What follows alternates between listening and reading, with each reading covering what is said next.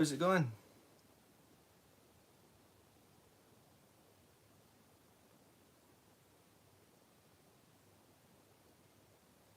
I think we're live. Let's see.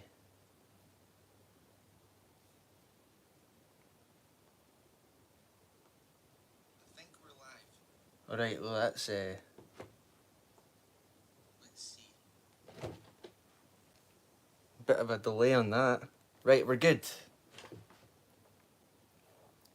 I can see we have Star Wars Luke UK in the chat. Good to see you, man. I saw you were watching Attack of the Clones earlier. I appreciate you putting the stream out there as well, dude. It's awesome. So we'll wait and see if anyone else comes in.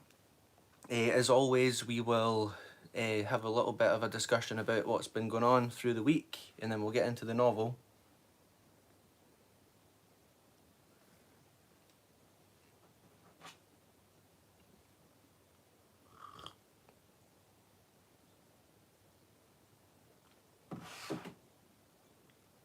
Oh, we've got Captain Keeley.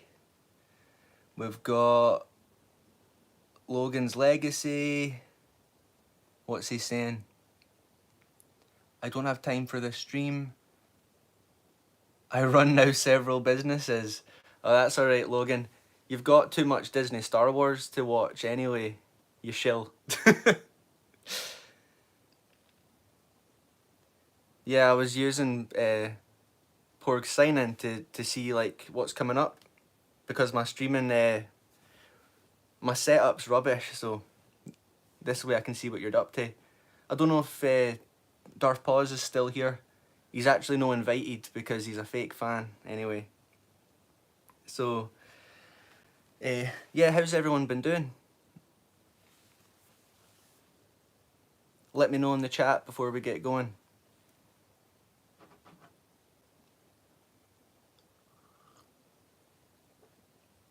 I've got my tea this time because my voice keeps getting wrecked every time I do this.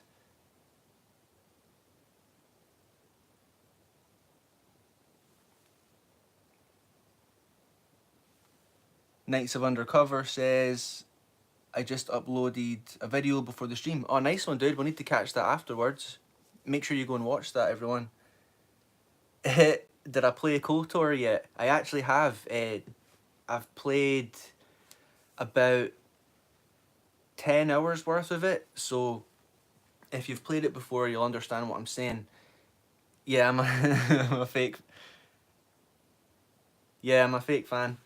I've played about 10 hours worth, so I've literally just got off of Taris, and we've reached Dantooine, where the Jedi Council are, so that's how far I've gotten. I've freed Bastila. It's a lot of fun. Oh, Star Wars Luke, you've been reading Cloak of Deception as well? Halfway through it, nice. I'm on chapter 6. I've been trying to find time to read. I'm on chapter 6 now. Logan says, play the guitar or you're a fake fan. Well, Logan, I've got something planned for later, so I see that cheeky guitar in the corner. Yeah, it's there for a purpose, don't worry. I've got a couple things planned for the stream to keep it fun, so... Anyway, we'll get into the topics of conversation. We'll get into that later. So, throughout the week, we have Star Wars Theory back at it again. What's he been saying? Well, obviously, there's been a few channels calling him out for certain things that he's been saying about the EU, George Lucas's involvement. And he was saying basically that he says he's been bullied for being a Star Wars fan since he was a kid, and that's given him like thick skin. And I know everyone in the chat, you're all Star Wars fans. Is that something you find that applies to you? Do you think being bullied for Star Wars gave you thick skin? Because Star Wars Theory, I don't know how thick the skin is, because he's been blocking people for basically criticising him. So that was just something I noticed when we were watching that. Batusi says, "Nice to see you. Ah, Star Wars Theory, the one man that could unite the whole fandom." Again, wait, what does it say? Against him, of course. Yeah, sure. Maybe if he wrote his scripts, he wouldn't be so afraid of saying things. Yeah, exactly, Lil Porg. It's just wild. It's Luke says, "I never got bullied for it, but it wasn't cool to like Star Wars." Yeah, sure. Understand that. It's just wild. And then, so Echo Based Network's been saying similar things. I was Steedy's classmate and he bullied me for reading the EU. Oh, Logan's Legacy. That's a sin. That's sad, man. I'm sorry for you. He's just a victim mentality kind of guy. Yeah, that's a good way of putting it. That's kind of the point I was trying to drive home there. But anyway, so yeah, Echo Based Network's been doing the same thing. When I was playing KOTOR the other night, I got to the part with the swoop races, and they went live, and they were saying similar things. But yeah, like I was going back and forth with someone in the comments, and they were saying that, like, they're like, you just hate theory, and that's really not the case. Like, they don't seem to understand that when you criticize something, it doesn't mean you hate it, especially a person. You're not hating them or bullying them. It's just criticizing what they're saying and doing.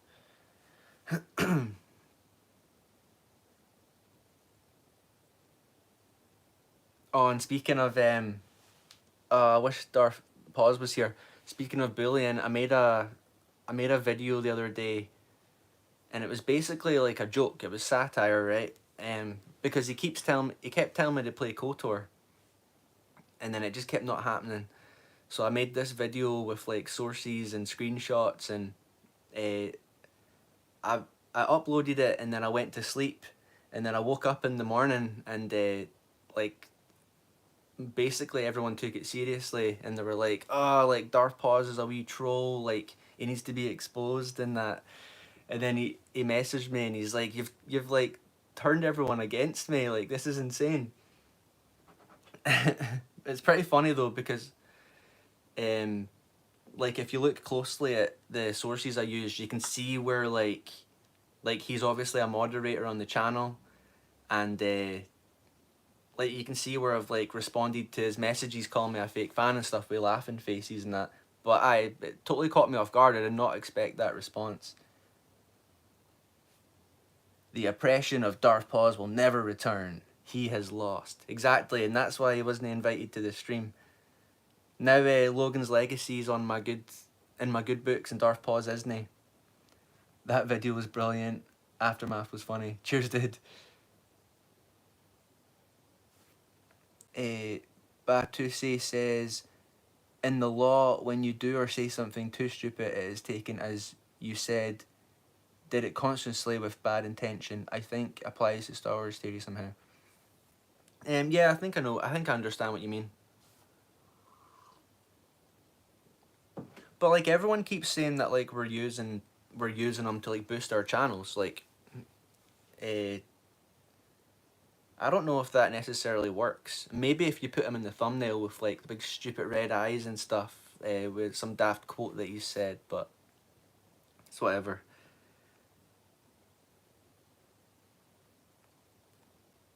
But yeah, like I made like an abridged version of the video anyway for everyone with short attention spans. Because basically at the end it was really just a message to like Disney Lucasfilm, like not to mess with KOTOR. But then like I was thinking about it over the weekend, and like to be honest, I really couldn't care less if they did do the live action show, because it's not like it'll affect like the good KOTOR. You know, I've already compartmentalized Disney from real Star Wars anyway. Porg says Star Wars Theory got famous by Disney. Yeah, like he'll say that like he's a, what do you call it, George Lucas purist channel, but you'll go back and it's all like Disney comics he was covering, like Disney lore, and also It was just theories. It wasn't any lore. It was theories about like Snoke and stuff like that. The bread and butter of his channel, not his Star Wars knowledge. He's become a caricature. Yeah, a lot of those big channels are a bit like that because they're at the point where it's not about being a fan. It's like it's their livelihood. So they need Star Wars to be. They need Disney to be making stuff for them to talk about. You know, whether it's good or bad, they're gonna say some stuff's good so that you watch it with them, and then when something's obviously terrible, they're gonna trash it. You know, like popular opinion.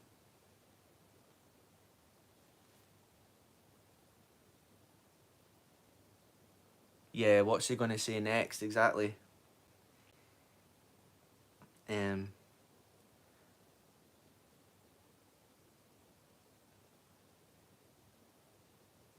and then Darth Pause shared a clip of Theory on his new video. It's actually a good video, by the way. You should go check it out. But it was this clip of Star Wars Theory talking about what was it? Oh yeah, he said he wouldn't care if they made Revan a girl. He was like, if they make him female, it won't matter anyway. And I think that was to do with when they were talking about remaking the game. Like it wasn't even a remaster; they were remaking KOTOR.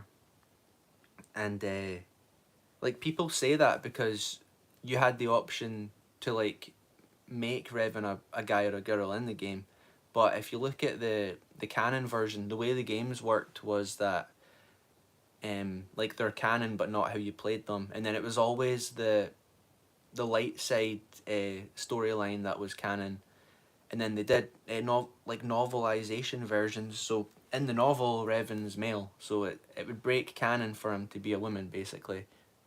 Star Wars fandom is brutal. Yeah, it can be. Definitely can be. Yeah, Luke says it was a game mechanic. They have novels. Yeah. You asked me if I played the game. Luke, I didn't ask if you'd played it before. Have you played it to completion? Have you played both of them? Like they they are really good. Didn't read them. Listen to the audiobooks. All right, cool. Revan used banjos in KOTOR 3.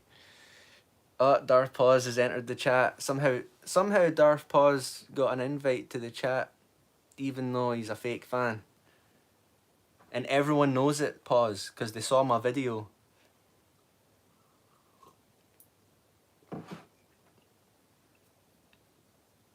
Speaking of banjos, Pause, we're gonna play some guitar in a bit. I'll show you. Scran, you have the Revan saber. Yeah, that's true. I think I showed it before.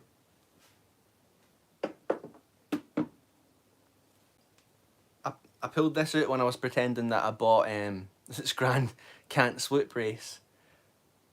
I took this out. I was claiming that I bought Theory's like $1,000 saber, but my wife got me this. It's I can't remember the company it comes from, but it's like Revan's saber. It's pretty cool.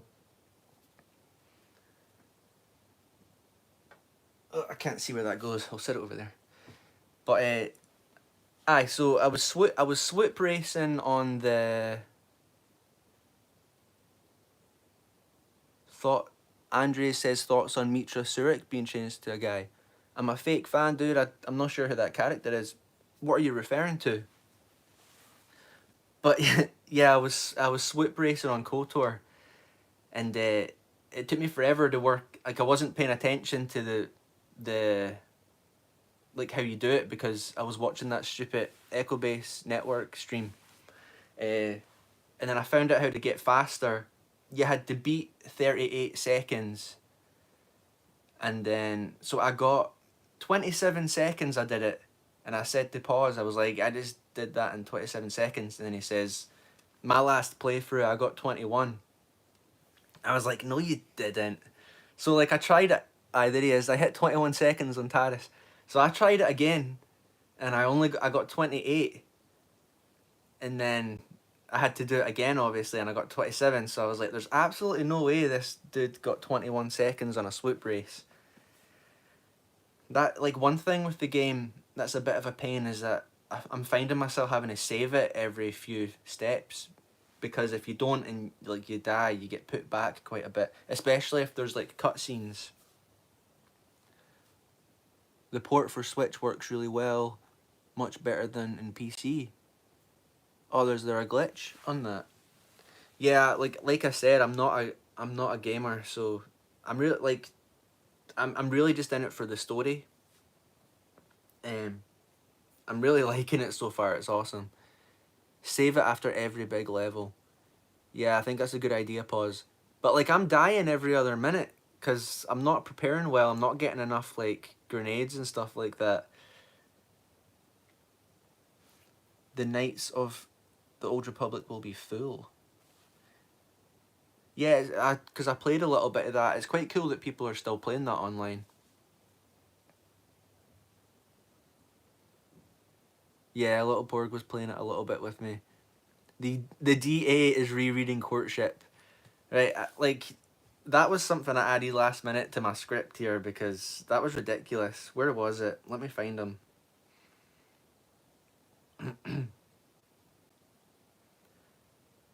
Where is he? He'll be up next to the echo base segment. Aye. So basically on that stream where he was... Wait, what is Paws saying about me? Scran hates the most important part of winning fights. Upgrading characters. It would be fine if it was just my character. But it's like... Every other mission you get given a new character to like take along with you. And you only get to take 2 with you. And then you're having to constantly upgrade them and make sure that like they're ready to go.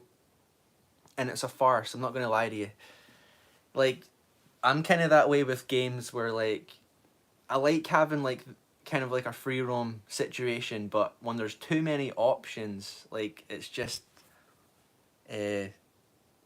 it's overbearing, should I say. You know there's an auto upgrade, right? Yes, pause, I do know that. But I'm not going to just let the computer choose for me. Are you crazy? He's been trying to get me to play KOTOR for so long. I was tempted just to never play it, just to spite him, and then so I played it, and I'm loving it. I'm not gonna lie, I'm loving it. And then I'm like, I've just like sweated this for 8 hours. Time to go to sleep. And he's like, no sleep, play more KOTOR. So like I explained in my expose video, Pause is never happy, and especially when it comes to KOTOR. You can't keep him happy. Scran hates Taris. I do not hate Taris. Taris was cool. Apart from I thought that it was like, at first I was like, is this Coruscant? Is this like Coruscant like thousands of years ago? Either. Oh, alright, Narrow Dark, good to see you, man. Hope you're doing good. The the Rancor was a bit like, obviously I found out later that you're supposed to like do something with the pile of bones and the Rancor gets attracted to it and then you gas him or whatever. But he kept killing us, so I had Zalbar fire at him at the Rancor, and then I just ran up the back of him. So the Rancor lives. Little Porg taking shots at Darth Pause. Unless she's talking about me.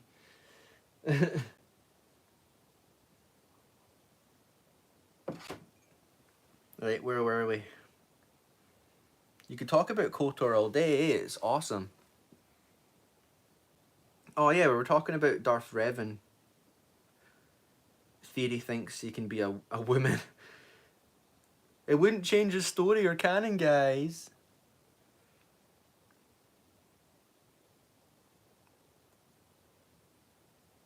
Right, I'm seeing banjos in the chat. I've, I'll save it for later. I'm nervous. Um.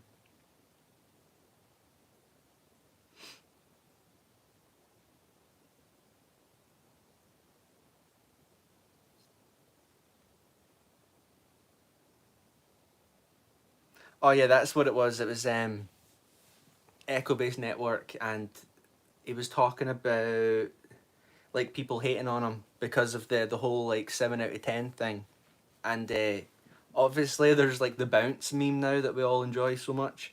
So like everyone in the chat was just saying like, "Oh, time to bounce, time to bounce," and then what's happening later, little porg? You'll see. We're gonna play the banjo slash guitar. Um, so he was saying to his moderators like just block anyone that's like doing personal attacks, and all it was like saying stuff like bounce or like you got owned by a kid or something like that. It was funny. So then like Darth Paws got blocked. A couple other people did. He never ever blocked me. I'm super sorry for being mean to an old man. Oh, that hurts, Paws.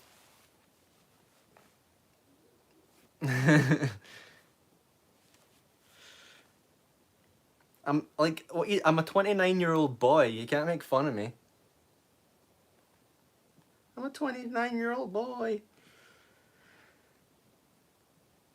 Yeah, but I kept saying bounce, and then he'd read everyone's comments beside mine and patch it, and then you'd have that oh, coach. I thought you were talking about me.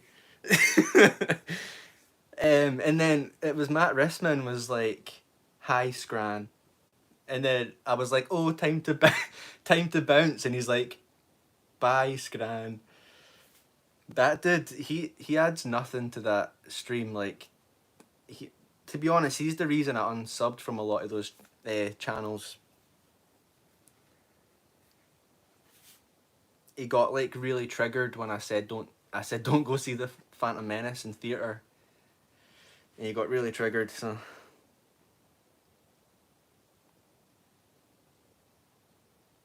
Oh yeah, I'm getting distracted. We were talking about the DA. What are folks saying in the chat? You guys are funny. Aye, so it was on the stream with pause and the whole bounce thing.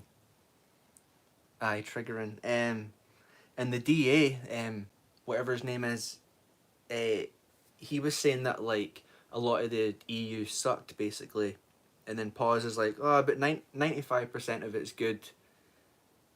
About 5% of it's bad, and then the DA is like, oh, it's more than that. And pause is like, all right, well, name 5 books you didn't like, and he's like, I didn't care about Courtship of Princess Leia. So it's like a meme now that like he hates like Courtship's like the worst book, but it's actually amazing. But the dude's saying the dude was saying that like he'd read a lot of the EU when it was coming out, but then like disclaimer, he always writes like DNF after it. He's like did not finish. So like I'm thinking like I'm on chapter 6 of it. Wait, what? The DA can't handle that I misspelled a word. Oh yeah, I saw that earlier. He was like, he was picking on Paw's grammar just because Paw's made a good point. But like I'm on chapter 6 of Courtship, not Courtship, Cloak of Deception, and basically by DA's logic, I could just stop reading it now, like do not finish, and I can just claim to have read it. You know what I mean? Or a Star Wars theory, you can just read a page. Just read a page. I've read like 80% of the EU. Like a page of every book.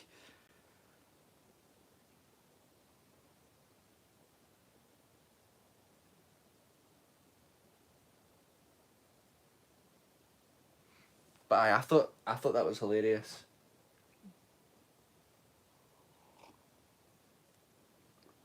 That's right, Logan Paws can't pronounce Tartakovsky. He's a fake fan.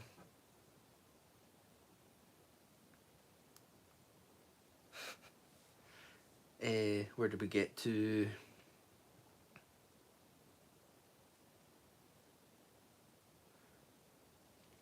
Oh yeah, and it's like, so basically he's saying that like these books are trash, but he hasn't finished them. And it's like, right, but then they're the same, those defense writers are the same people saying that like you can't judge a show until you've watched the whole show. So, like that doesn't make sense to me. Like they shouldn't be trashing books that they haven't finished reading, you know?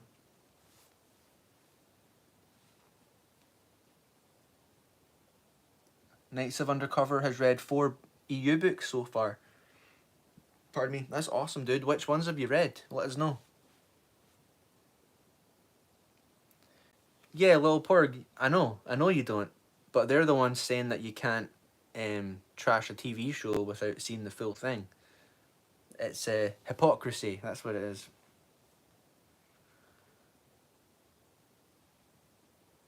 Um, right, anyway, moving on. Oh, we've got Dan Blackroyd in the chat. You are looking for logic from illogical morons. Don't, not gonna happen. Yeah, it would seem so. It's logic that only works for them, like if and when they need it to work. Yeah, we got a celebrity in the chat, Dan Blackroyd, legend.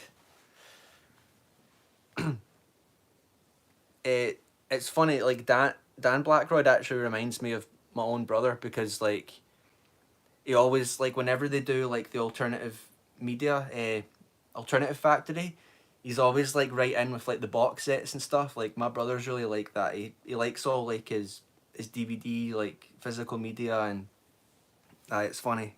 I get a chuckle out of that.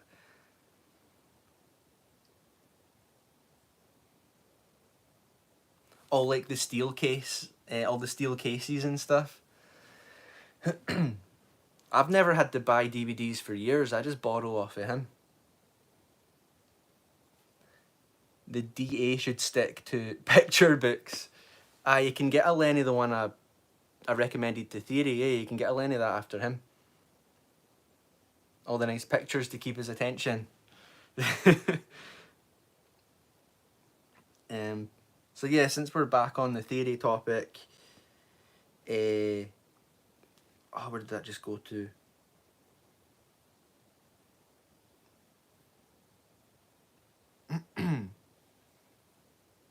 Oh yeah, it was Star Wars Marvel Purists' new video, the Star Wars Normie episode 1. Brilliant. You should go check that out. Dan says, I am held hostage each week for my physical media viewpoints. Send help. You always pull out some good ones, like was it like Murder She Wrote or something like that? Like total random ones. But it's true. There's like about 100 years worth of alternative media out there. There's no reason anyone has to watch Skeleton Crew. Theory has a KOTOR omnibus, which he clearly has never read. Star Wars Normie has 19 minutes of punching down. That's more than the 10 minutes, 48 seconds I was punching down on pause, eh? Oh, Knights of Undercover says he's read Heir of the Empire, Dark Force Rising, Last Command, so you've read the trilogy, and Legacy of the Jedi. Nice one. I've not read Legacy of the Jedi yet. Lil Porg likes Murder, She Wrote. He pulled out this like big box set of all of them, it was cool. Let's see. But I keep telling my brother to subscribe to Networking Nonsense because he'd be totally into it.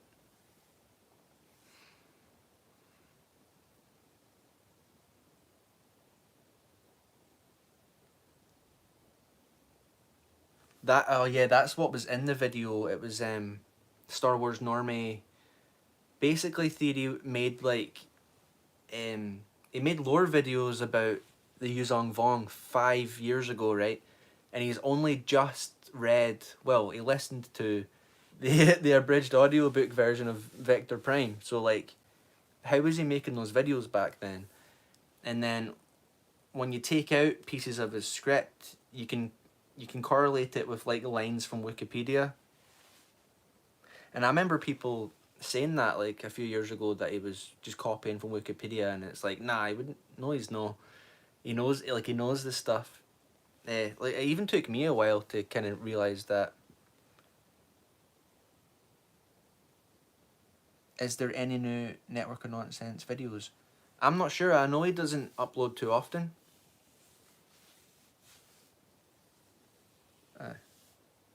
I like when Dan's on the space, and it's a good time. Like, it's funny.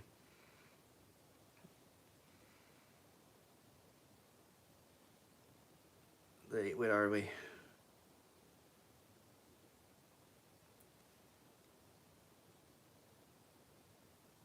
Oh yeah, and he was complaining about Narrow Dark. Theory puts himself as a fraud on his live streams. No worries, dude. What will come first? A network of nonsense video or Vader 2? Oh, that could be a close call. That could be a really close call.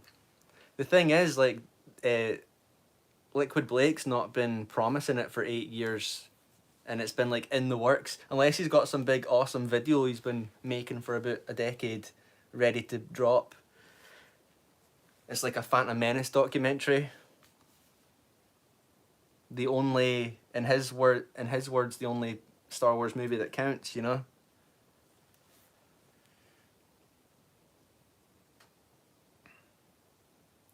But yeah, he was talking about obviously he's been talking about NGO on his streams.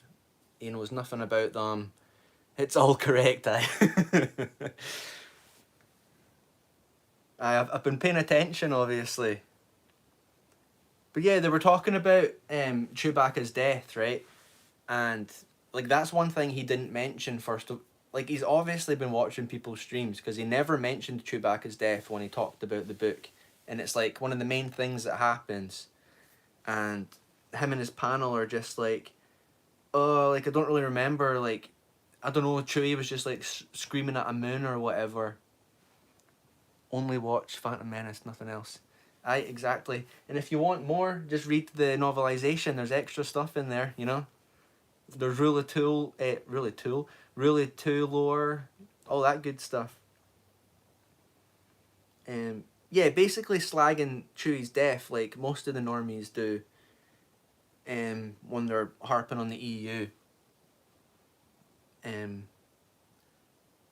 But like, did he even listen to it? Because Chewbacca's death, it's I wrote it down because I don't want to say anything that's not true. It's emotional, impactful, and heroic, and that's much more than like Disney did for him. They killed all of they killed all of Chewbacca's friends, and then they like pretended to kill him for like the shock value.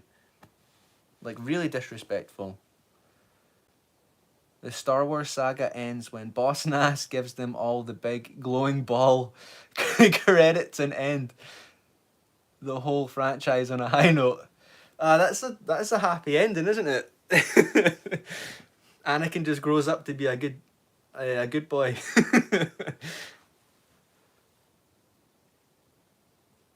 That's funny.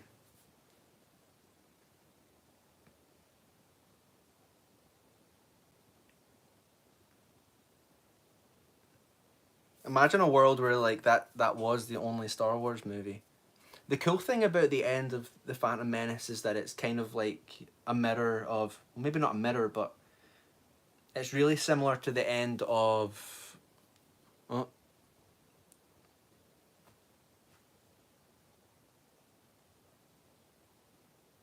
I'm reading something that he's just answering someone else.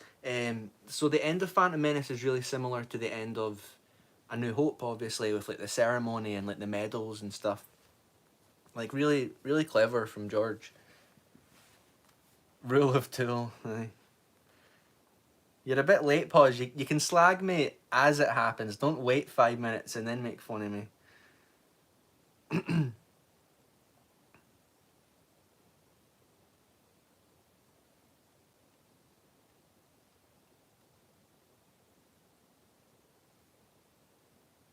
Where were we? You just keep getting me on tangents. But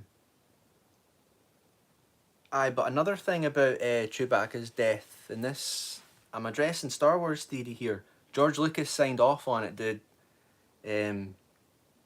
Because he was involved with the development of He was involved with the development of New Jedi Order, and he actually told them that they couldn't kill Luke.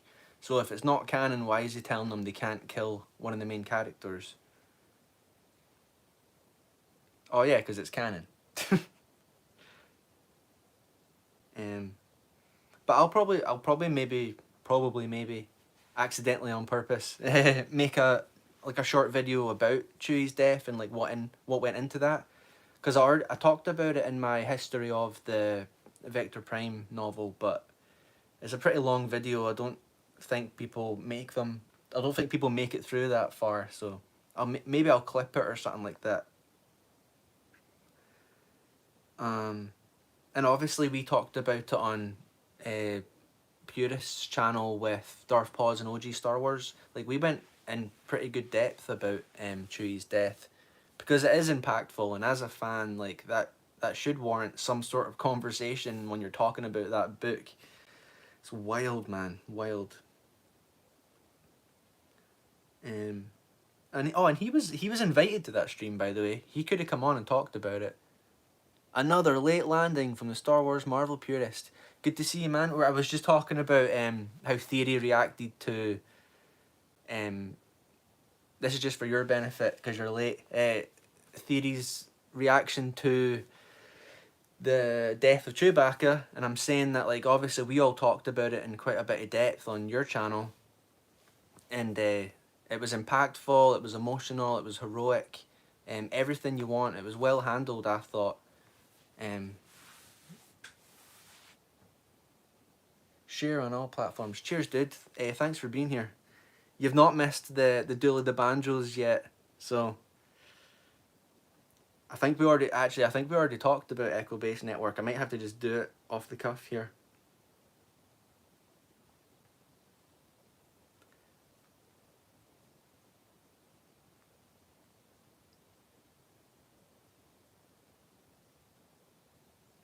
But yeah, anyway, like, as of Purist's Star Wars Normie video, he was making lore videos about stuff he'd never read, basically. And obviously I'm super interested in KOTOR. I've only just started playing it. Like, I would never have made a video about KOTOR, like, acting like I knew everything about it, you know? Like, as a fake KOTOR fan, I can say that's... will there be a 1-year anniversary stream, Scran? It's possible. Like, my channel's pretty... Like, I had my channel for years before I put anything on it, but maybe, like, the anniversary of my first upload, that'd be cool. Purist says, that's how you can tell he didn't even listen to the abridged. He doesn't even know any of the characters that drove the Vector Prime story. Yeah, exactly.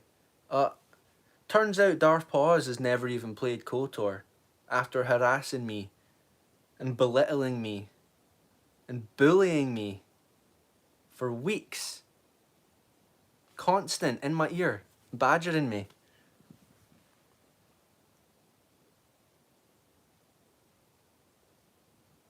Actually, I'd actually be interested if Darth Paws did, like, a playthrough, like, stream. I know he's already replaying it, so he might not want to do it again, but... Nights of Undercover, I will do a 1-year anniversary stream on June 28th. Oh, nice one, dude. Remind us of that. That'll be cool to see.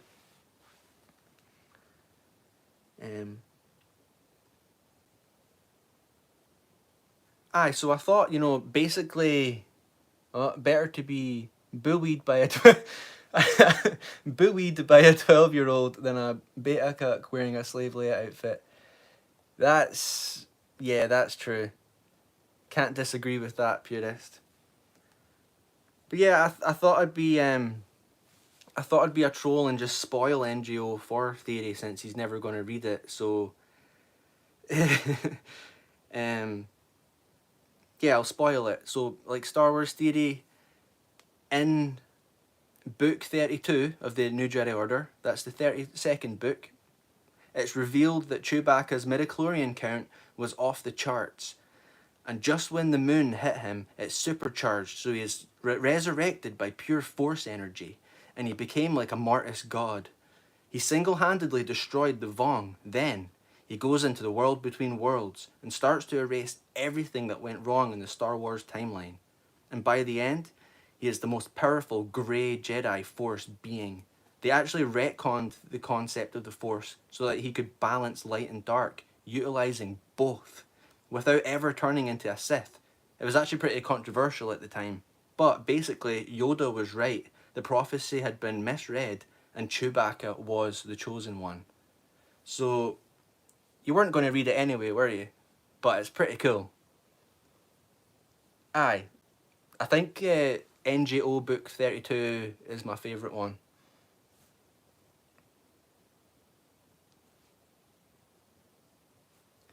Batusi says, what else do you have in your shelf? What percentage of the EU novels have you collected so far? It is possible to collect them all nowadays. Is it? Oh, like, this is all of them, man. That's all of them. I'm a noob. I'm just getting into it. Pretty much, well, for about the past year or so. No pause, NGO Book 20 is not the best. Book 32 is the best. Yeah, Batusi, like, I was trying to get like 1 or 2 novels every month, but I'm going to be moving within the next year, and I don't want to have to like transport everything. Like, there's only so much stuff I'm going to take with me, and like the books will be among that, so I don't want to collect too many that I can't transport, because it's to another country, obviously. So I've already given away like all my electric guitars and stuff like that, so I'm a bit sad about that. I'm just going to have like a suitcase like with all my books bubble wrapped, like just packed in there. Luke UK says Chewie lives. That's right, Chewie lives. Scran is moving so he can have an excuse to stop reading EU books. Aye, that's exactly right, Pause. I just need an excuse, because reading is too hard. It's just too hard.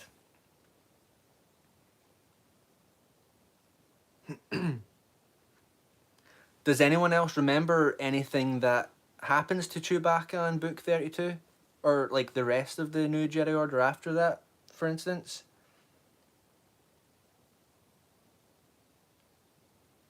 It basically becomes like Super Saiyan, like in Dragon Ball Z, that kind of thing.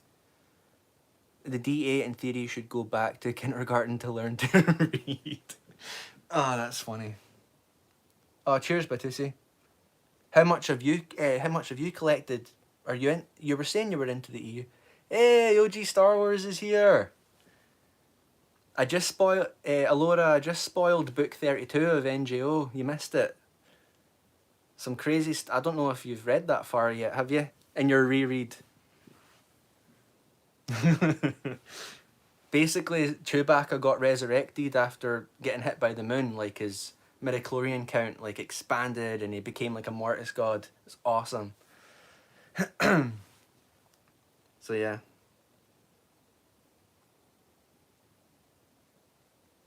And then they were talking about like they were talking about James Mangold like not adhering to the Dawn of the Jedi lore.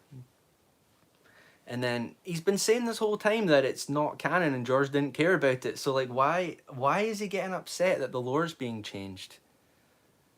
Most of my EU books are in storage, only source books, Young Jedi Knight novels, NGO books, and a few random books are in my house. Alright, purist. That's interesting.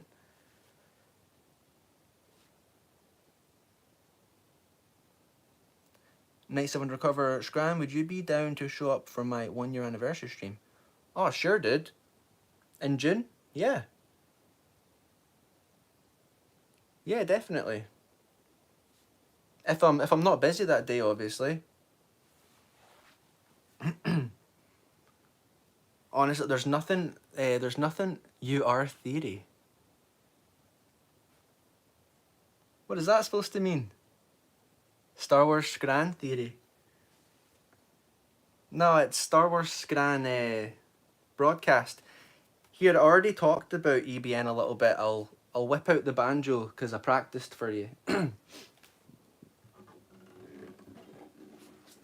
I learned I learned that like if you play down here near the bridge, it sounds like a banjo. Right. Okay.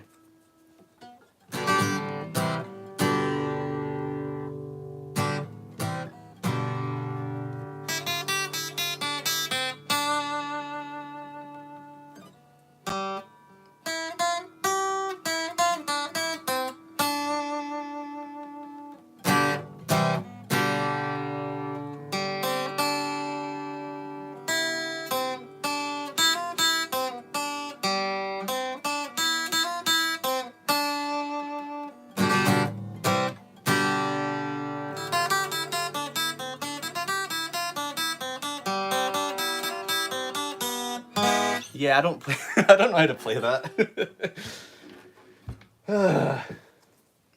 I think Purist and Tim did it better when they were just miming it, you know.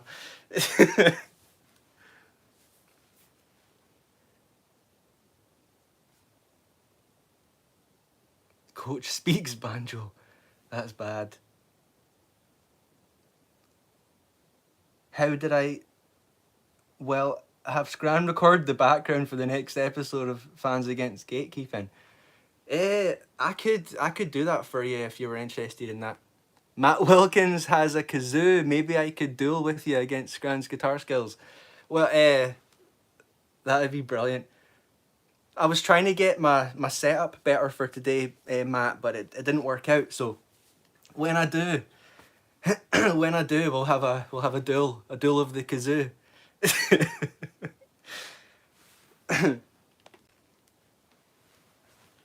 Oh, that'd be brilliant. But Purist, I could maybe actually do that for you. Get a wee background going. I'll do it in a different key so you didn't get copyright struck. A banjo off. Oh, oh gee, I would have played it better if you were going to clip it. It's that bit. I can't seem to get that bit. Wait.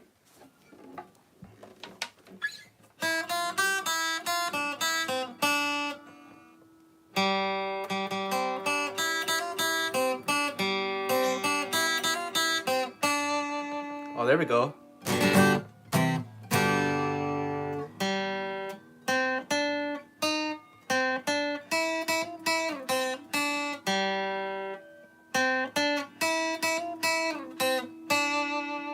We got it.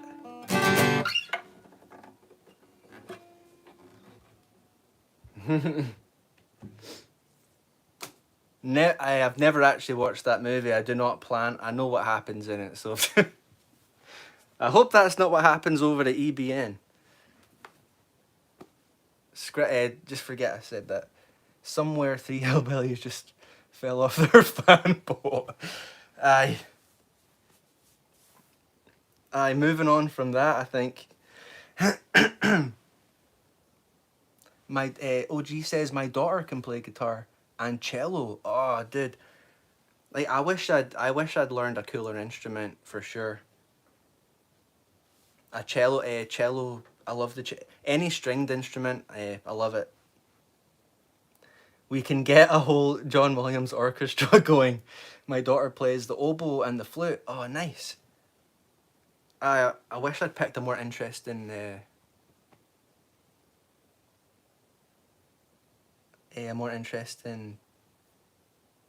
instrument. Brain fog there. Yous are cracking me up in the chat. Yous are funny. Right, that threw us off. I meant to play that earlier, but I was nervous. Oh, this is funny, right? The clarinet. Whoa, OG Star Wars plays the clarinet. How did I not know that? That's amazing. Yep, Lil Porg plays the flute. She also plays ukulele really well, actually. The Gatekeepers Alliance Symphony Orchestra. That's something to think about. John Williams and the Gatekeepers Alliance Symphony Orchestra. Pause, I do not believe that you play the trumpet and French horn. I don't believe you. Mouth organ. I've got a mouth organ, but it's only... Mouth organs are annoying because they're in different chords, so I've only got one in D. So you have to like... yeah, it's a pain. And if you want to play Neil Young songs, you have to get like mouth organs and like all the different chords.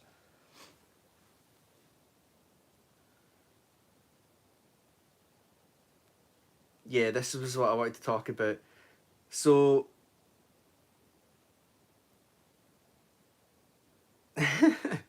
so he doesn't read the EU or consider it canon. So he's been riding the fence because although nobody watches his ghost-written lore videos, he knows that the fans are interested in lore.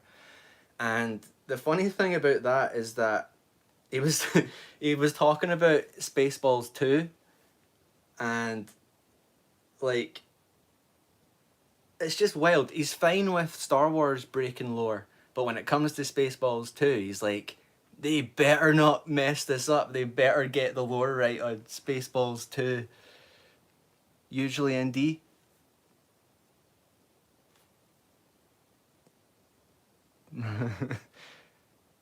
You can play Jaws on the chopsticks.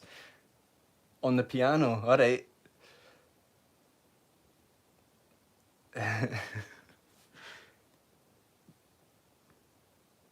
Yeah, so you better not mess up Spaceballs 2, guys. But then I'm thinking he doesn't know anything about Star Wars, so what does he know about Mel Brooks movies? My favourite Mel Brooks movie is Young Frankenstein. Who here's seen Young Frankenstein? It's hilarious. Maybe Vader will open a portal in Vader 2 to the Spaceballs universe. All he has to do is go through the world between worlds. Filoni already set it up. Yeah, Little Porg loves Young Frankenstein. The lore of ludicrous speed cannot be messed with. The thing with Spaceballs is like, when I was younger, like when I was really young, I used to watch it and thought it was brilliant. But then when I got married, I was like, right, you have to see this movie. Like, it's amazing. It's like a spoof of Star Wars or whatever. And then you're like halfway through it and like you're not really laughing. You're like, it's actually kind of cringy. Like it wasn't as good as I remember, but like I do have fond memories of that movie. Maybe if it was just me and my brother watching it, I'd get a kick out of it. Flip the switch. Put the candle back. Gene Wilder in that movie is amazing. One of my favourite actors. Scran, why do you have a whole channel based around fan fiction Star Wars? That's because, pause, when I stopped watching Star Wars Theory, I got into cool channels that talked about cool stuff to do with Star Wars. And I was like, I'm interested in that story. So, there you go. Comb the Desert will always be great. And they jam the radar, and they fire a big jar of jam at the radar.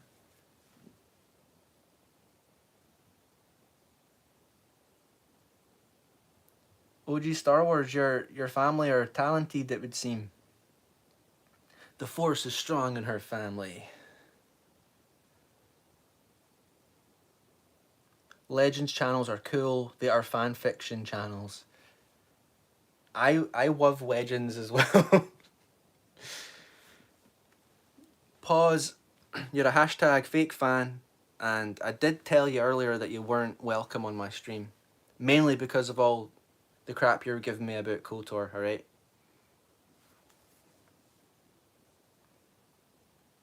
So, they better not mess with Spaceballs 2, right? Because lore and continuity is important. And then I found on Instagram he posted. We'll stop talking about him soon. We'll get on to something better. Half of the cast is dead and retired from Spaceballs. It's going to be tough to get it right. Well, it's that guy. I forgot his name. He does the voice of that snowman from Frozen. He basically he wrote it and pitched it to Mel Brooks. Pardon me. So it's going to be awful. It's going to be terrible. Like, there's no question about it. Theory can be Dark Helmet. Well, when Theory put on that Darth Vader costume they sent him, he could probably pass as Dark Helmet in that thing. Josh Gad. Yeah, that's it, Batusi. But the other thing is that, like, obviously the original one was based on the OT. They've skipped the prequels, and Spaceball 2 is going to be a spoof of, like, the prequel trilogy. And Mel Brooks hasn't watched them because he needs this. He's been telling this guy to, like, keep him informed and stuff. So beware of the gym teacher. And exactly, Matthew. Agreed.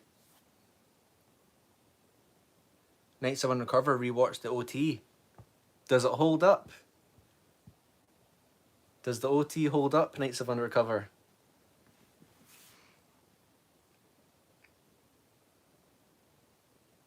But yeah, he was saying that, like, Star Wars thesis. Yeah. That segment on Gatekeepers Alliance? Yeah. That was brilliant. It, like, dude, I was laughing out loud at work today because I keep my earphones in at work when I'm listening to it. And I'm glad I work with loud machines because folk would have heard me, like. And Melvin was talking about Jacob getting tickets for the airplane. Aye, that cracked me up. I was creased. Do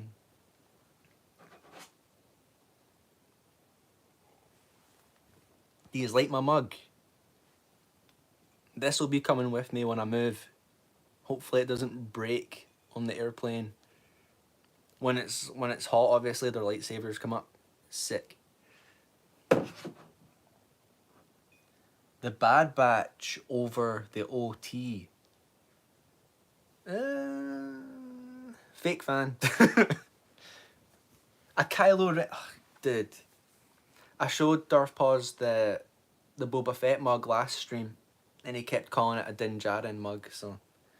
Like I said, he's never happy, no matter what you do. But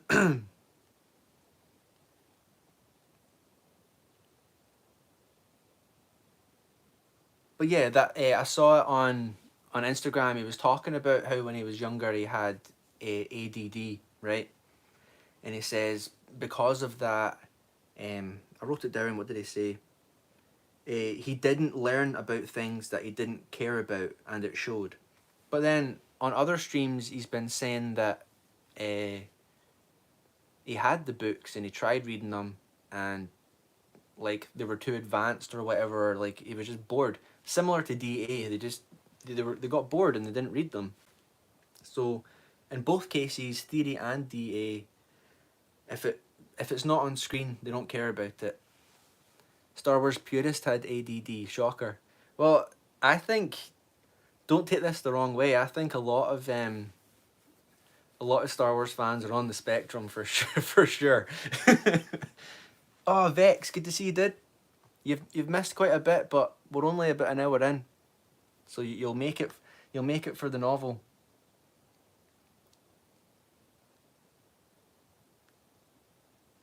Yeah, I can agree with that. Pause. Yeah, like, I'm definitely on the spectrum, undiagnosed, whatever it is. Like, I'm quite like obsessive with things when I get into them, you know. Darth Paws has Band-Aid syndrome. Darth Paws, you could probably use a Band-Aid after that exposed video I did on you. 10 whole minutes of punching down. Do you mean artistic or autistic? Acoustic, aye. Aye, narrow dark nose. So yeah, like I'm getting sick of this argument that Star Wars theory is like some George Lucas purist. And like we've said before, a large following doesn't equal knowledge or understanding, and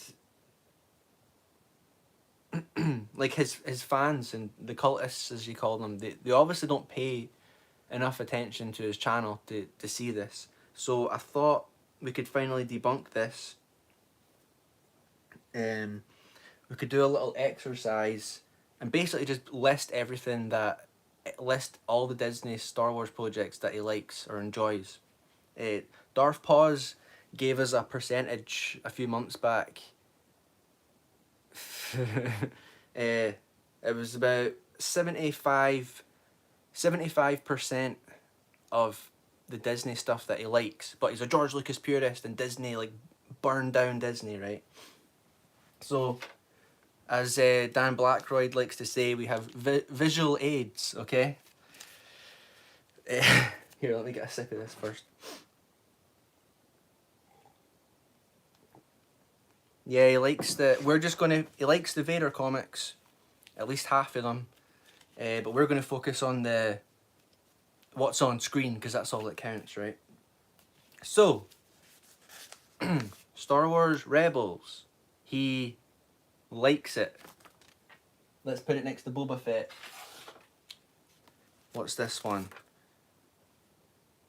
TCW Season 7. Loved it. What's this? The Force Awakens. Says he doesn't like it, but he loved it. There's evidence out there to say that he loved it. You think I'll be missing some, purist? Well, you'll keep me right. So he liked The Force Awakens. Rogue One. Loves it. Lore breaking. Hyperspace from atmosphere. Loves it. Right, let me do that again.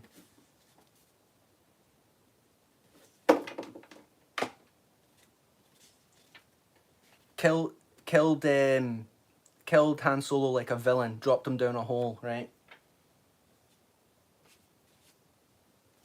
Rogue One, canon breaking, destroys Dark Forces lore.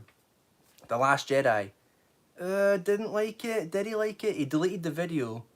So, you know, it's terrible. We'll put that in didn't like. We'll give him the benefit of the doubt that he didn't like that. Solo. Liked it. Recently said that The Last Jedi affected this movie. That it's a good movie, right? Liked it. Now we've got Resistance. I don't think he's watched it. I don't think anyone watched it. So let's put it in didn't like it. Because he'll probably say he didn't like it. You think he loved Resistance? Ludicrous speed from atmosphere, aye. Mando Season 1. Loves it. Mando Season 2. Loves it. Luke Skywalker, all that stuff. Mando Season 3. Did he like it? He probably says he didn't like it, right? Yeah. Rise of Palpatine. I loved it. Beautiful. Beautiful film. Book of Boba Fett. He liked some of it, so we'll put that in the middle.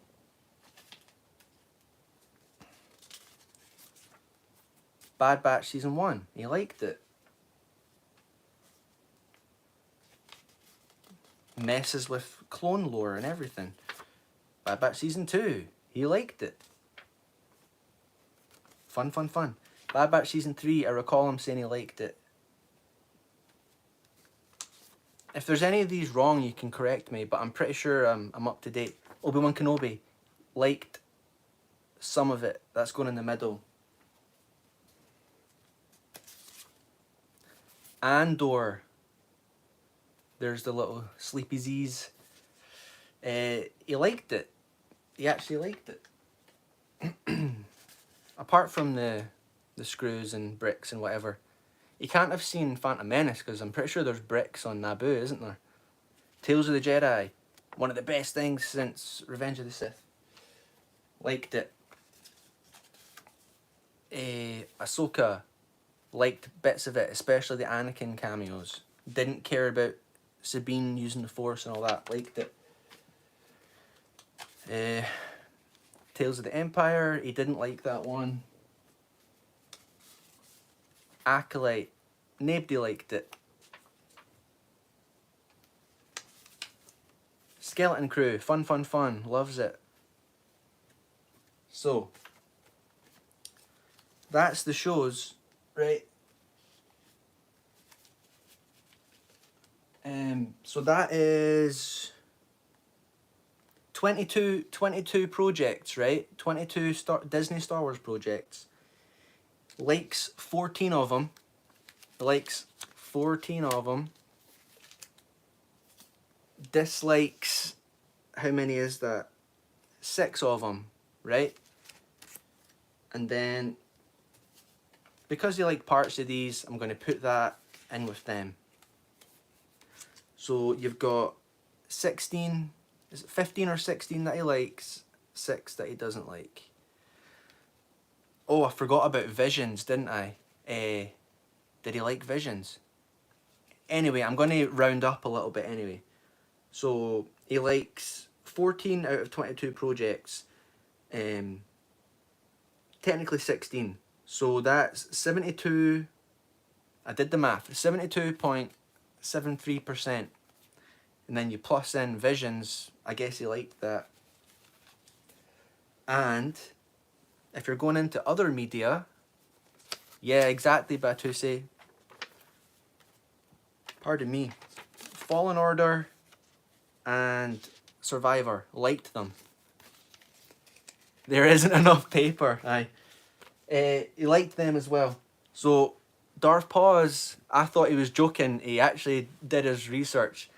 That rounds up to about 75% of Disney Star Wars that dude likes. Like, fine. Like whatever you want. It's fine. But don't tell me you're a George Lucas purist and that the EU doesn't count and that this stuff doesn't break lore. Impressive visual aids. 7 out of 10. Cheers, William.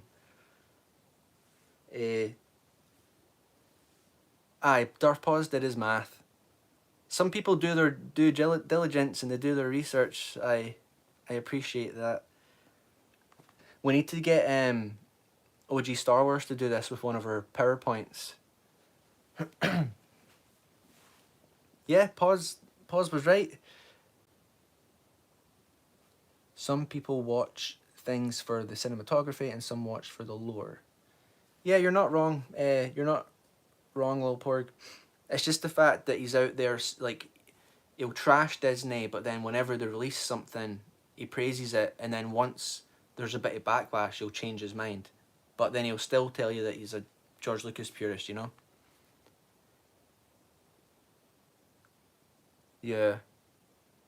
Alright, well, I guess Purist is going to have a more in-depth look at it on when he reveals that stuff.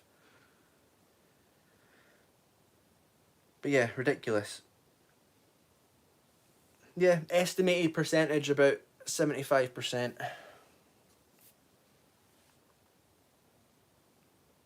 And if you don't believe me, go back on his channel because it's all there unless he's deleted it. There's more. Well, right, you can deal with it, Purist.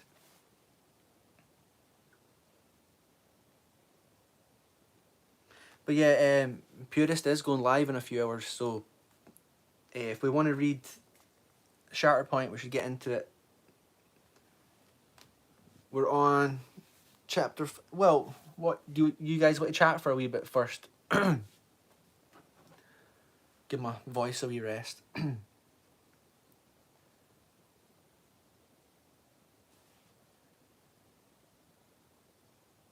I can't believe there's more. I thought I forgot Visions, but like I didn't even go into like the comics and all that stuff. Oh, cheers for posting that, Purist. Purist? Pause. I'll do it myself, yeah.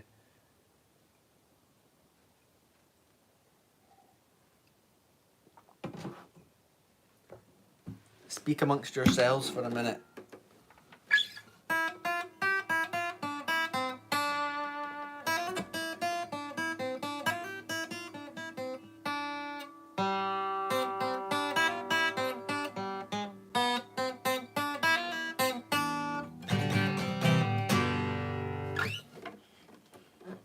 Bounce!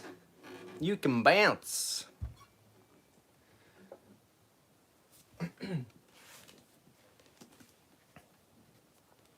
Can we get some banjos in the chat?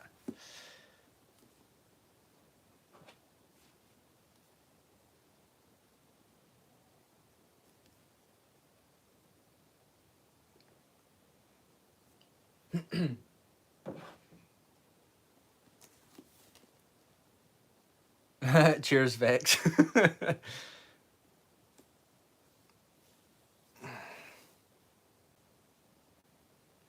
Right.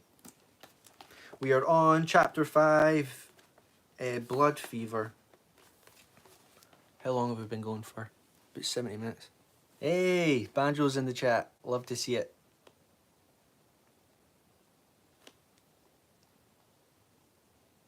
Scran said nothing wrong with it, but the contradiction of his statement bother a lot of people on every side. What are we talking?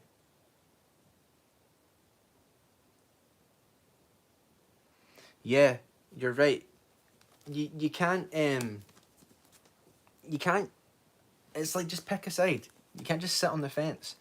If you want it to get better, you can't keep praising everything that comes out and like asking for more and being like, oh well, this is just a kids show, it's not as bad as the last show.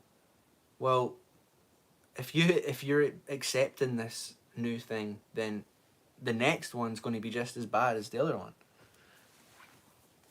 They don't care about it. They don't care. They just want more because it's their livelihood. Theory should just admit he likes Disney Star Wars. I used to like a few projects, but for the wrong reasons. Yeah, sure. And there's nothing wrong with it. It's the hypocrisy and the contradictions that's the problem. And even then, I don't really care that much. It's when you say you're not telling the truth when you say things like George Lucas didn't care about the EU. You're just repeating things that you've heard, you know? And then other people that are maybe feeling a bit let down by the new stuff, they're not going to want to go back and read any of this stuff because you've been telling them that it's terrible. He's already been blacklisted by them. I don't get why he sucks up to them. Well, so he says.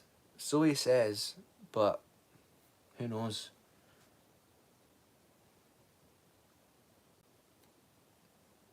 Ew, Darth Paws liked Thrawn and Rebels. Ew.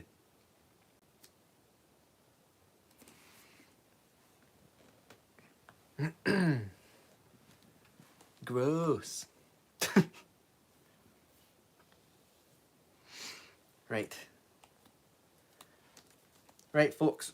I'm gonna go for a quick toilet break. Yeah, you're a fake fan. Talk amongst yourselves. I want to see plenty of banjos when I get back.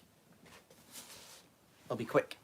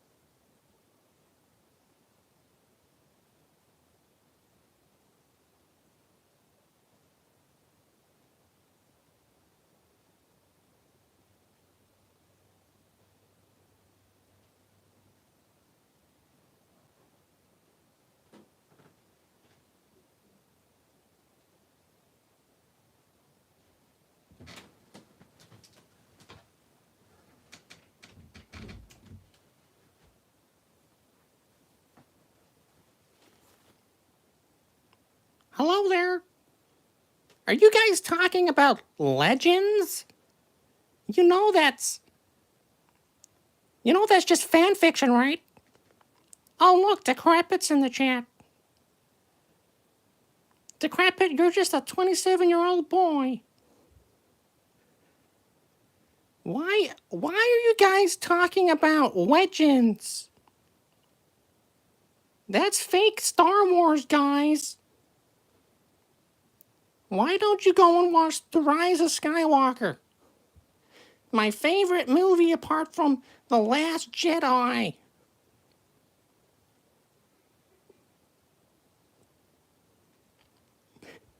Well, Vex, I haven't hit puberty yet, okay? I'm 50 years old. I gotta get a job.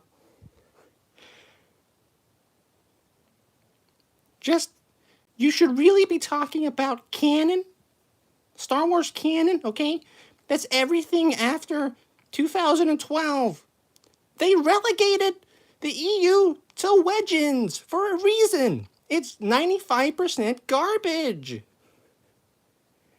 The courtship of Princess Leia? I didn't even finish it. It's garbage.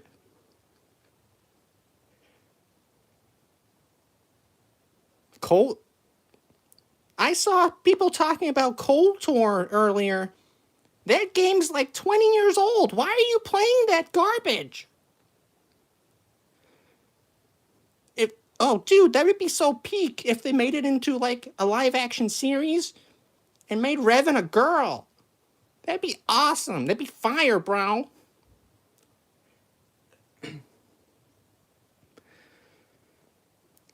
I saw that Darth Melvin was doing the Shill Awards.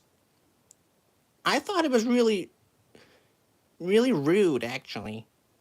Not cool. Not cool at all. But anyway, guys, I think I can hear Scran coming back. Don't tell him I was here, but like, you guys should really, really start thinking about stopping reading all this garbage. It's a waste of your time, okay? Disney are doing a great job with Star Wars, and it's going to be okay. We're going to get Andor Season 2. It's going to be peak fire, bro. It's going to tie right into Rogue One, my favorite Disney Star Wars movie. Actually, it's The Rise of Skywalker, but it's all good. It's all Star Wars. I see Star Wars, I buy, okay? I buy it. And on my own channel, I like to buy subscribers. So you should go subscribe to me. And then maybe you could come to my live stream and we could talk about some real Star Wars, some canon, some canonical Star Wars, okay? I see Star Wars, I cope. I just suck it up and I cope, okay? Real Star Wars is George Lucas's movies and TCW, and then everything, I mean everything that Disney has made, okay? It's so perfect. It's underappreciated, it's iconic, and you just stop being so hard on it, okay? We have so much Star Wars content. It's incredible. And I think Scran fell in the toilet or something. He's taking forever. Anyway, well, I guess you guys want to read this stupid book, so... Oh, you better get to reading some shill points. Oh, what other books has he got here? Yeah, I see Plagueis. There's the Shill of Deception. The Phantom Shill? Attack of the Shills? The Labyrinth of Shill. We got Revenge of the Shill. Dude, why are you reading all this garbage? Actually, they sound pretty good. I might read some of those if they're about shills, like me. Anyways, I gotta get going. Catch you later, guys. Remember to subscribe.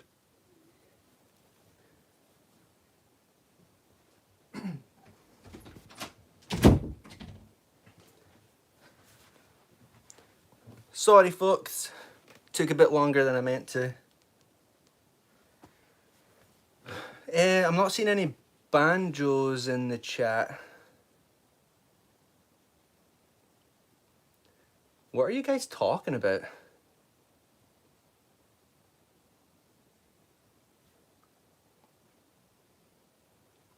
A nerdy American accent. I should probably actually work on that because I'm moving there. Oh, we got one banjo. Pardon me. Where did I put a shell point? There it is.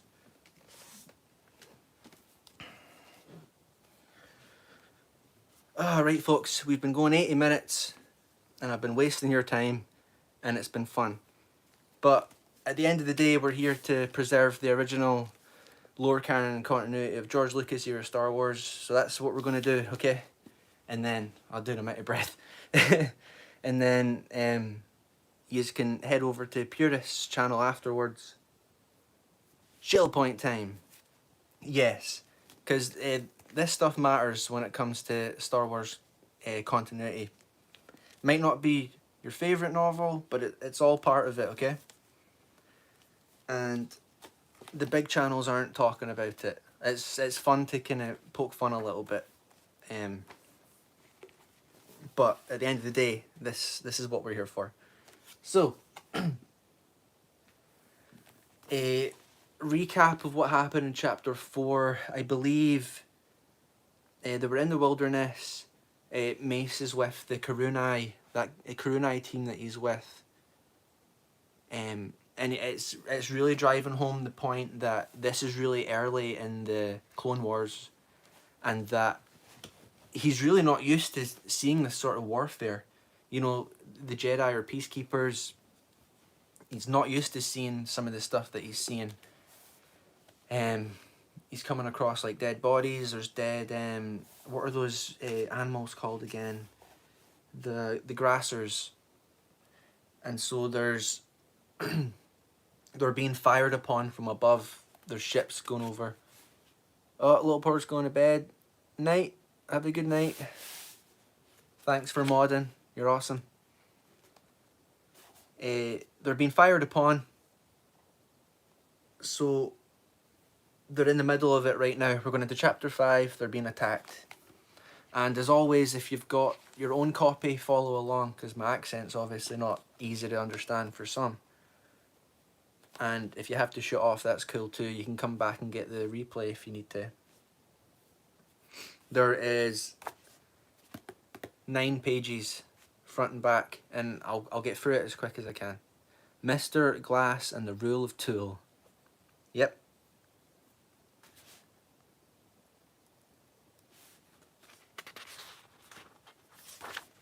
Star Wars Scran, the fake KOTOR fan.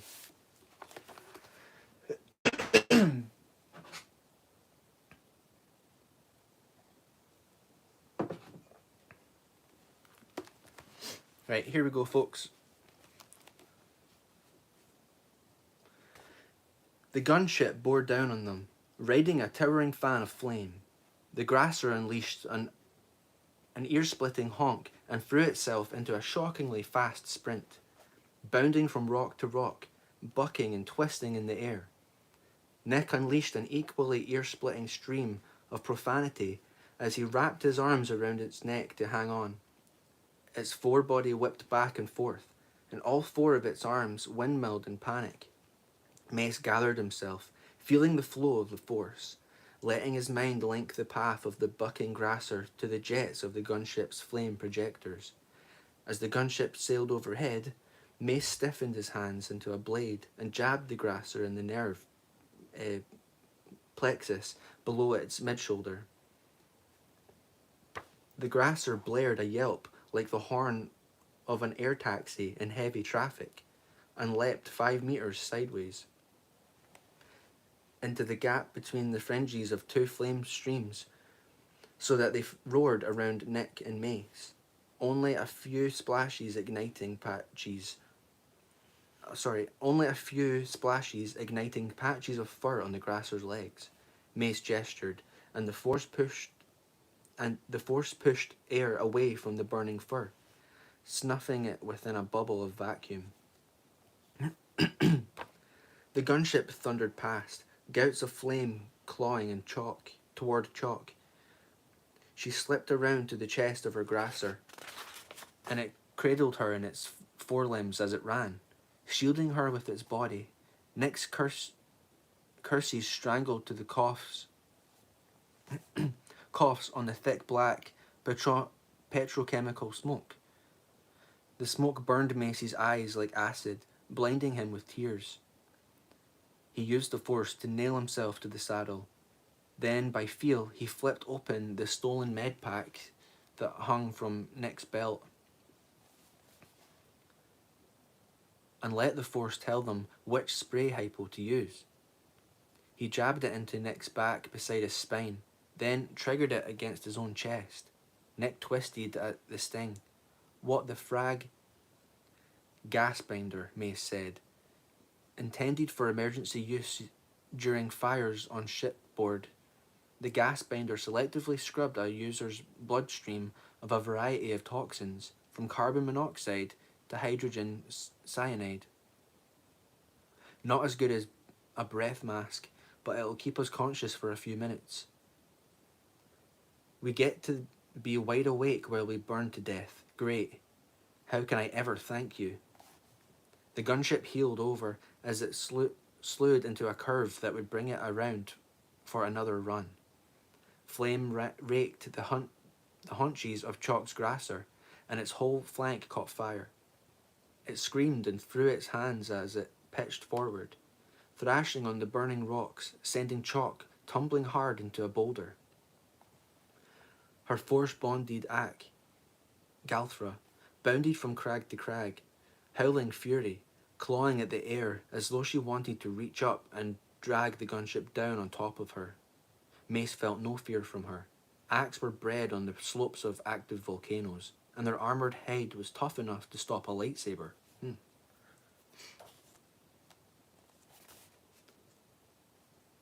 That's wild because in the behind the scenes for TCW, they're talking about that Zillo Beast thing.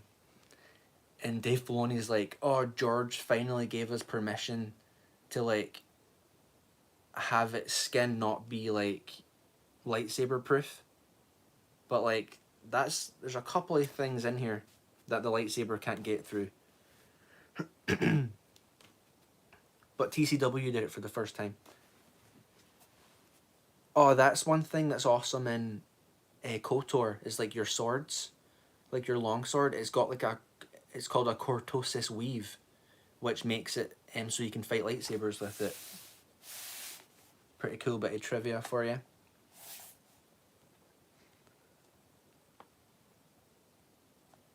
Where did it get to? Stop a lightsaber. The gunship rounded its turn and streaked back towards Mace and Nick. Mace reached deeper into the force, opening himself, seeking a Shatterpoint.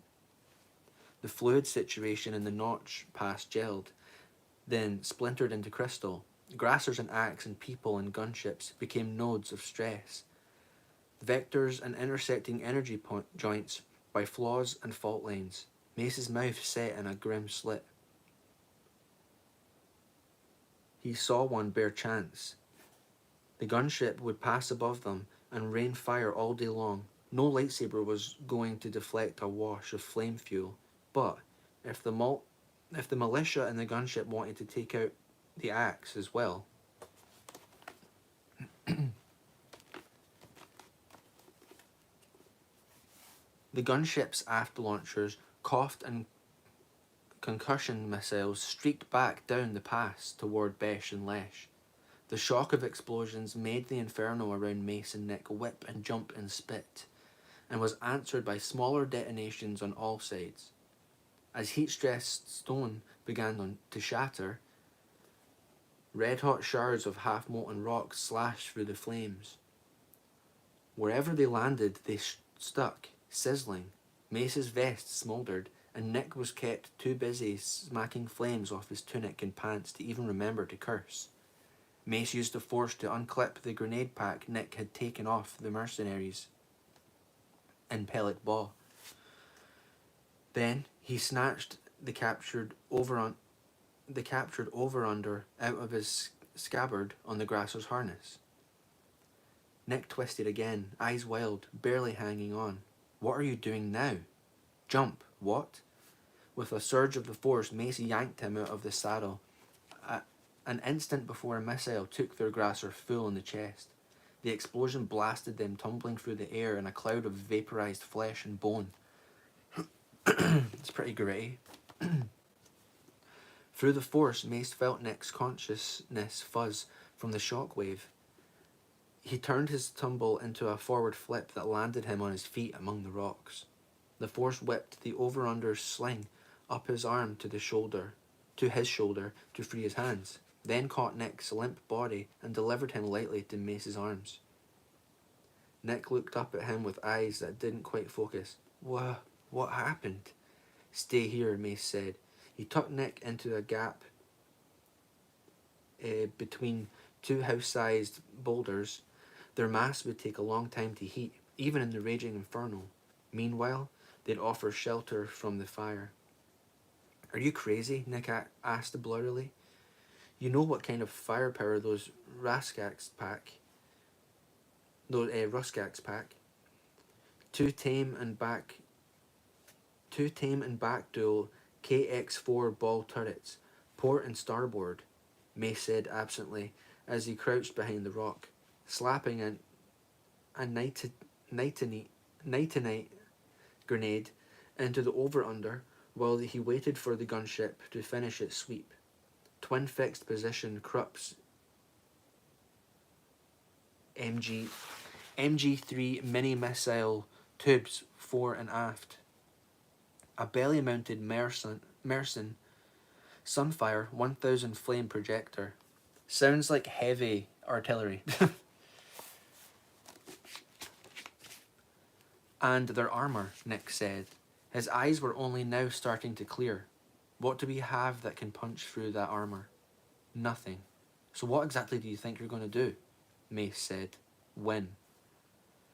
The gunship hurtled past. In the bare second that Mace was in the gunner's blind zone, he stood up and launched a night-to-night grenade in a high arc. In the force, he felt its path, and it overtook the gunship. Only the sublest of nudges was required to loop it directly in front of the gunship's starboard turbojet intake, which promptly sucked it in like a snapfish taking a bottle bug. Metal screamed. Night-to-night grenades didn't actually detonate. They were canisters that released jets of gas. That this one was a grenade was not pertinent. What was pertinent was that a half-kilo chunk of Durasteel had been sucked into turbojet fans that were rotating at roughly 1 bazillion RPM in round numbers. A wash of purple gusted out the exhaust, followed by white-hot chunks of the turbojet's external fans. More superheated chunks ripped through the turbojet housing, and the whole engine blasted itself to shards, sending the gunship slewing wildly sideways to bounce off the face of the cliff wall. Mace looked down at Nick. Any questions?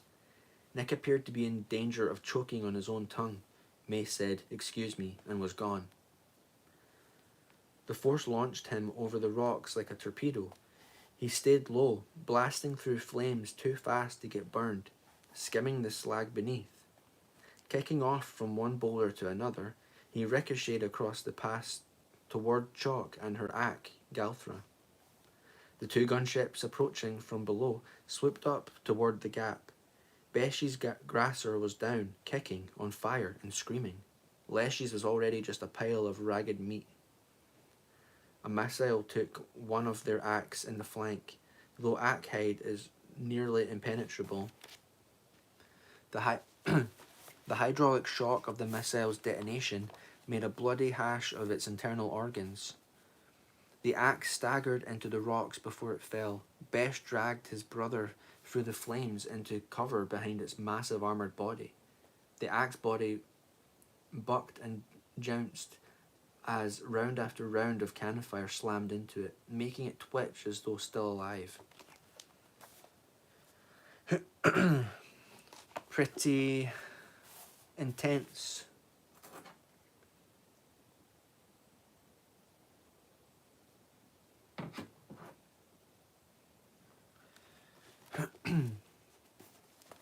Behind Mace, the pilot of the first gunship finally recovered control, shutting down the port turbojet and bringing the craft around on repulsor lifts alone. Mace could feel Chalk recovering consciousness among the burning rocks, but he didn't have time to do anything for her right now. Instead, he followed the drift of her awakening mind into the force bond she shared with Galthra. 1 second was enough for Mace to sound the depths of that bond. He took its full measure. Then he just took it. Galthra's bond with Chalk was deep and strong, but it was a function of the Force, and Mace was a Jedi Master. Until he released the Ack, Galthra's bond would be with him. Mace hurled himself, flipping through the air as Galthra sprang down to meet him. She hit the ground already gathered for her next leap, and Mace finished his flip to land standing on her back. She was not trained to carry a rider in battle, but the flow of the Force through their bond made them a single creature. Mace wedged his left foot behind her cowl spines, and she sprang out into the pass, bounding a jagged path through the inferno of flame and bursting stone. That's pretty cool. Crouching low to take some cover from Galthra's massive skull, Mace slipped a grenade from the pack into the over-under's launcher, then slung the weapon without firing. Behind him, he felt the forward missile ports of the damaged gunship cycle open. Mace murmured, "Right on time." He and Galthra reached the crest of the pass. The two gunships in front of him roared up the slope. The one behind launched a concussion missile of Galthra's back. In the shaved semi-second after launch, that eye blink, when the missile seemed to hang in the air, as though gathering itself for the full ignition of its main engine and the multiple dozen of standard gravities of acceleration it would pull in the lightning flight, the force bond between Mace and Galthra pulsed, and the great Ack made a sudden leap to the left. Yeah, I agree, Vex. That was a really good battle scene. Really painted the picture for us, didn't it? I like the idea of Mace connecting with this creature through the Force. Sorry, I'm looking at your comments over here. I like the idea of Mace connecting with this creature through the Force and utilizing it that way to help him in battle. It's cool.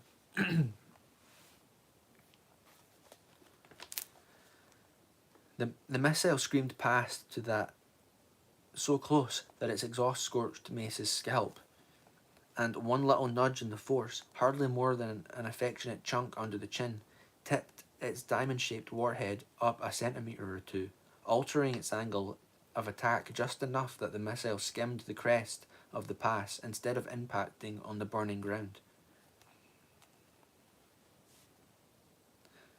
It streaked on, punching black smoke into turbulence,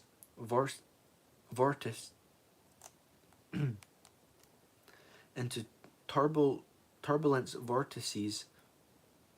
I'm probably pronouncing that wrong, sorry. That trailed its tail fins until the lead gunship swooped up the far side of the pass and took the missile right up its nose. A huge white fireball knocked it rearing back like a startling grasser. The black smoke poured from the twisted gap blown in its nose armour. Its turbojets roared, and smoke whipped from its screaming repulsor lifts as its pilot fought for control. The third gunship slewed, yawing wildly as it reversed thrust and dived to avoid ramming the other's rear end. Mace and Galthra raced straight toward them. As they passed the shuddering hulk of Chalk's Grasser, Mace reached for the thunderbolt. It flipped from the ground into his arms, its power pack nestling between his feet. He cradled the massive weapon at his hip, angled the barrel at the third gunship, and held down the trigger.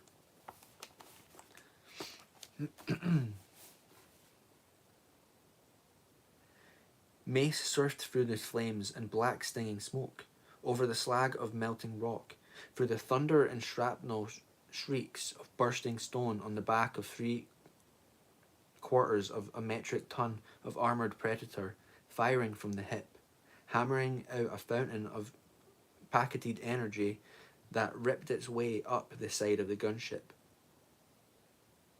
The Thunderbolt didn't have the punch to penetrate the gunship's heavy armour plating, but that didn't matter. The roaring repeater was merely Mace's calling card. Galfra shot down the slope between the gunships of Mace. Between the gunships, and Mace turned to face them, riding backward, spraying the air with blaster fire until the Thunderbolt overheated and caught sparks and Mace cast it aside. The third gunship fired a pair of missiles, but Mace could feel their point of aim before they squeezed the triggers, and Galfra was so fast in response to his force commands that neither of the missiles came close enough for its detonation to have so much as mused his hair, if he'd had any. Now the gunship's side-mounted laser turrets rotated to track them, and through the force, Mace felt their targeting computers lock on. The two damaged ships reached firing position, and they also locked on. They were coordinating their fire. He could not hope to dodge, so he didn't bother. He brought Galfra to a halt beneath him. He stood motionless, empty-handed, waiting for them to open fire. Waiting to give them a brief tutorial of the art of Vapad. Cool. That's cool. Their cannons belched energy, and Mace threw himself into the force, releasing all but his intention. It was no longer Mace Windu who acted. The force acted through him. Deppa's lightsaber snapped into his left hand, while his own flipped into his right. The green cascade was a jungle echo of the purple as they both met, clawing chains of red. On Sarapin, a Vapad was a notoriously dangerous predator, powerful and rapacious. It attacked with its blindingly fast tentacles. Most had at least 7. It was not uncommon for them to have as many as 12. The largest ever killed had 21. The thing about a Vapad was that you never knew how many tentacles it had until it was dead. They moved too fast to count, almost too fast to see. So did Macy's. Dude, that's cool. These moments are worth like the slow moments, I think. Yeah, definitely Vex. Energy sprayed around him, but only splatters of it grazed him here and there. The rest went back at the gunship. Though the Thunderbolt hadn't the power to penetrate their heavy armour, a Taman back laser cannon is a whole different animal. 10 bolts reached his blades. 2 apiece went back at the damaged ships, bursting against their armour and knocking them reeling to break their target lock. The other 6 hammered the cockpit of the third gunship, blasting a gaping hole in its transparent steel viewpoint. Mace dropped the lightsabers, swung the over-under toward on its sling, and fired from the hip. It belched a single grenade that the force guided right through that hole into the cockpit. The grenade made a dull, wet-sounding whump inside the gunship. A fountain of white goo splashed out the hole. Mace grunted to himself. He thought he'd loaded night-to-night. Then he shrugged. Same difference.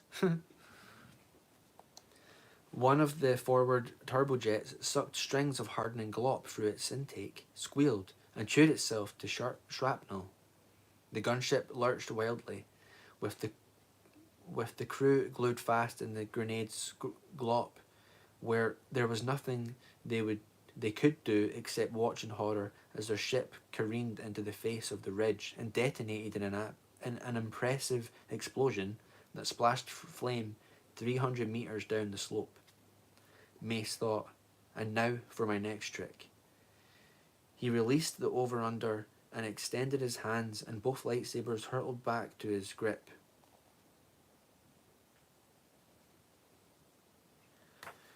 But the two damaged gunships had peeled off and were already limping away into the smoke-stained sky. He watched them go, frowning. He felt oddly distressed, unhappy. This had been strange, uncomfortable. His rigorous self-honesty wouldn't allow him to deny the actual word that described the feeling. It had been unsatisfying. Wow. Mace Windu is very, like, I wouldn't say he's got like a big ego, but he's like really self-confident in his abilities.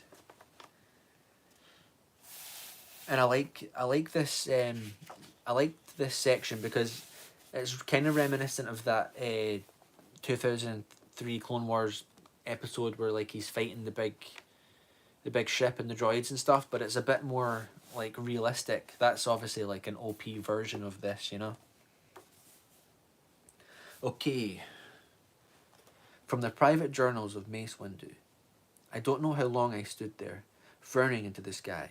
Eventually, I recovered enough of my equanimity to slide off Galfra's back and release my hold on her force bond.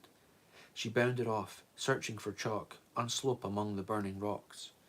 Nick came stumbling down the slope, picking his way through the dying flames, avoiding the half-slagged rocks that still glowed a dull red. He seemed most impressed by the fight, adrenaline drunk and childishly giggly. He seemed deliriously happy, bubbling over with jittery enthusiasm. I don't recall much of what he said beyond some nonsense about me being a walking one-man war machine. Something like that. I'm not sure the word he used was walking. Most of what he said was lost in the roar that lived inside my head, a hurricane whirl of the thunder of my heart, echoes of the battle explosions, and the tidal surge of the force itself. When he reached me, I saw that he was wounded, blood washing down his face, a neck from a deep gash along the side of his head, probably a graze from a rock splinter. But he just kept on about how he'd never seen anything like me until I stopped him with a hand on his arm. You're bleeding, I told him. But that dark gleam in his bright blue eyes never wavered. He kept going on about alone against 3 gunships, 3 alone. I told him that I hadn't been alone. I quoted Yoda, my ally is the Force. He didn't seem to understand, so I explained. I had them outnumbered. What happened next, I remember vividly. No matter how much I wish I could wipe it from my mind. I couldn't tear my eyes from the 2 damaged gunships that, by then, were mere specks of Duracell soaring into the limitless sky. Nick followed my gaze and said, Yeah, I know how you feel. Shame you couldn't toast all 3, huh? How I feel? I rounded on him. How I feel? I had a sudden urge to punch him, an urge so powerful, the effort to restrain it left me gasping. I needed to punch him in the face, to feel my fist shatter his jaw, to make him shut up, to make him not look at me. The understanding in his voice, the knowledge in his cold blue eyes. I wanted to hit him because he was right. He did know how I felt. Mr. Glass is weak, says Darth Pause. I don't know, have you been following along? I disagree with that. I mean, he's obviously struggling, like, internally with something. He's obviously... It seems like he's enjoying it a little bit.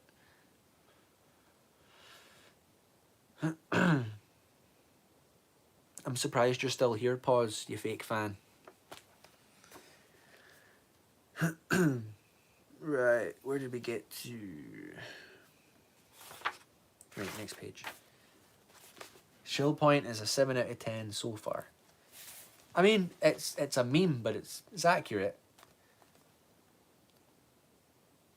Oh, Pause says his Deceived hardback just arrived. That's awesome.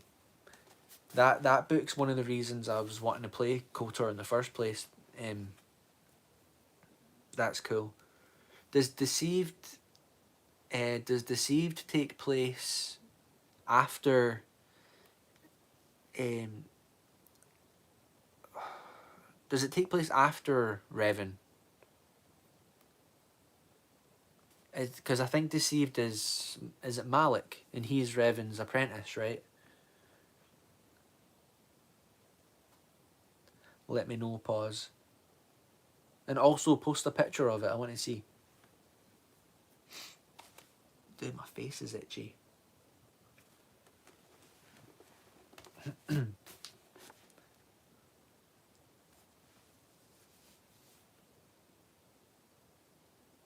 Deceived is with Malgus. Oh, is it really? So it's before, that'll be before then. Set before. It's one of the 4 Old Republic books. Yeah, yeah. So you've got Deceived, Revan, and then there's Fatal. Is it Fatal Alliance? And then there's another one.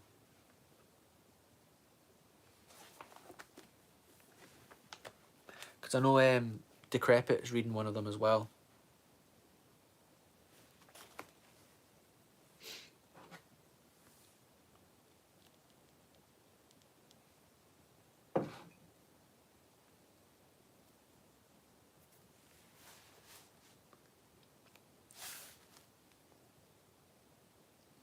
Vex Pause is a fake EU fan. He doesn't like it. He calls it Legends.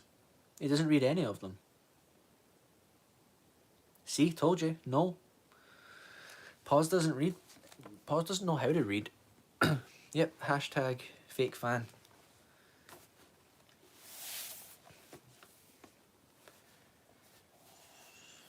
It was an ugly shock.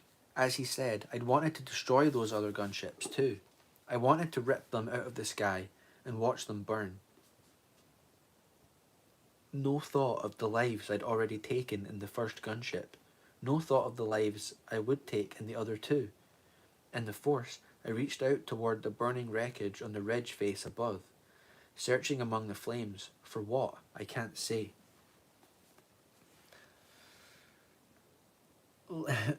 Legends is for people like Coach.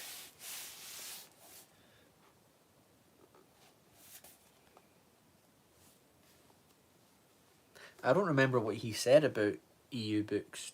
I take it he's just not read them. Annihilation, is that the other one?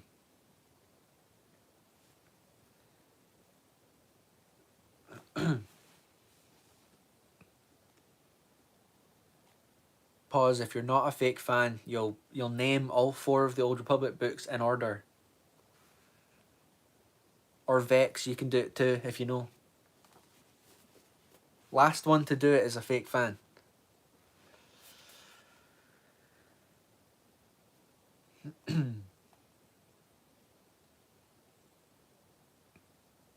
I'd like to think I was feeling for survivors, checking to see if there were any people merely wounded who might be saved from the wreckage, but I cannot honestly say that is true.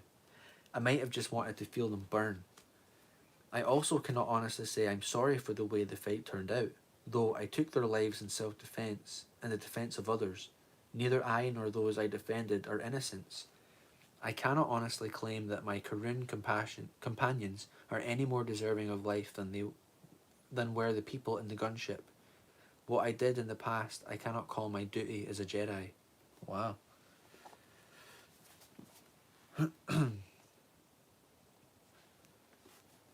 What I did there had nothing to do with peace. One might call it an accident of war. It happened that this small band of murderous guerrillas accompanied a Jedi Master, and so the spouses and children of a gunship crew have suffered a horrible loss. One might call it an accident of war. Even I might call it that. If it had been anything resembling an accident, if I hadn't been trying to bring that ship down, if I hadn't felt the fever in my blood fever, the lust for victory, to win at any cost, blood fever, I feel it even now. Is nobody gonna give me the books in order now? Fake fans. Poor show, guys.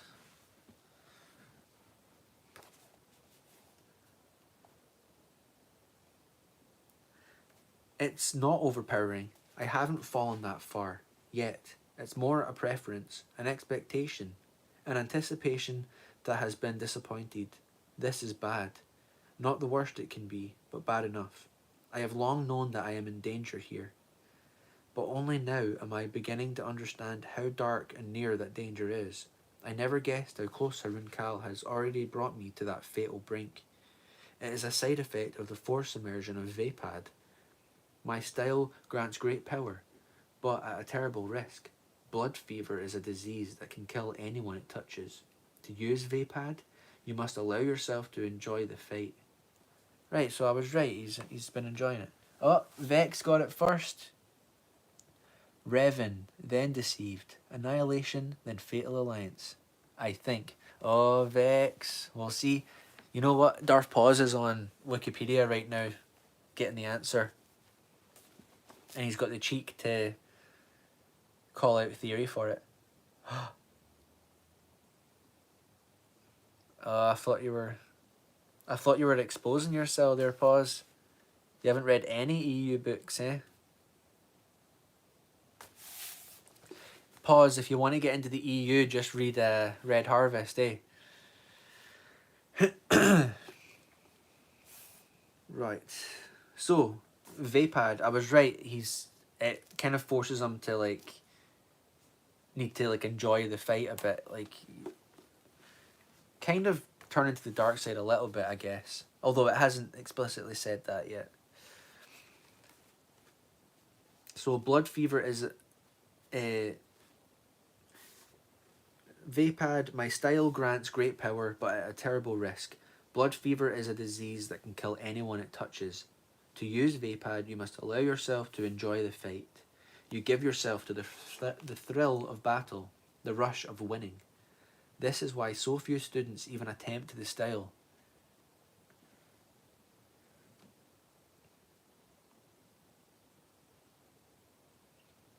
Vapad is a path that leads through the penumbra of the dark side. Here in the jungle, that shadow fringe is unexpectedly shallow. Full night is only a step away. I must be very, very careful here, or I may come to understand what's happened to Depa all too well. Ah, so you think she's been using Vapad out here in the jungle and it's just taken over? Vapad is for shills. I don't know, Pod. I don't think shills could handle Vapad. Maybe they should use it. They'll turn to the dark side. Join the Gatekeepers Alliance. Mace lowered his head. The electric sizzle of combat drained from his limbs, leaving them heavy and hurting. He had a variety of superficial burns from plasma splatter and splinters of half-molten rock. He made himself look back up the slope into the pass, through the dying flames and the black twists of fading smoke. In the pass above were dead axe, dead or wounded grassers, and Chalk and Besh and Lesh. He recalled his force flash of the this morning. Come on, settle down, he told Nick. It was astonishing how tired he'd suddenly become. I think we have casualties. They worked their way up the ramp of scree. Above, Chalk limped over to her, wounded grasser, and shook her head. It had been terribly burned. One whole flank was only a mass of char. She walked back up the 6-meter length of its body, dropped to one knee, and stroked its head. It made a faint honk of pain and distress, and nuzzled her hand as Chalk drew her slug pistol and shot it just below its crown eye. The pistol's single sharp pop echoed from the cliff walls that bound the notch. To Mace, it sounded like a punctuation mark, a period for the end of the battle. I like that, that's cool. The echoes made it into sardonic applause. Besh and Lesh still huddled in the shadow of the dead Ack, with the Ack on one side and the huge crag on the other to shelter them from the flames. Mace thought they might have made it through. Chalk got there before Nick and Mace. All the way down from the corpse of her grasser, her eyes stayed locked on where the brothers... Dude, I'm reading this without my glasses on. I'm wondering why I'm struggling.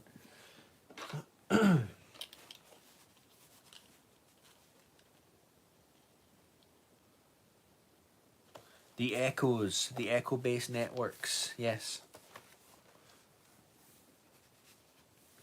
Wait, anytime you say that, you have to play it.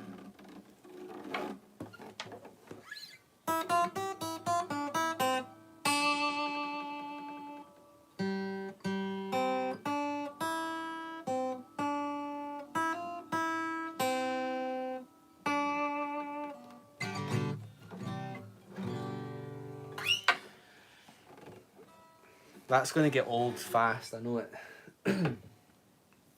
Anyways. Banjo's in the chat. Here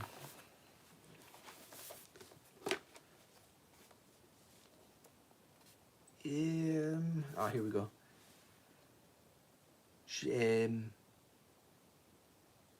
Her eyes stayed locked on where her brothers must have been, and from her face, Mace could tell that what she saw was bad. She glanced over at Nick, and he and Mace came up, and she gave that same slow, expressionless shake of the head. Besh sat on the ground by the dead axe head, hugging his knees, rocking back and forth. Scattered on the ground around him were contents of a standard medpack, hand scanner, spray hypos and bandages, bone stabilizers. He didn't seem to be injured, but he was pale as a dead man, and his eyes were round and blankly staring. Lesh was in convulsions. Pardon me. I've grown quite accustomed to the med packs playing KOTOR. You know, like the advanced med packs. Been needing a lot of those.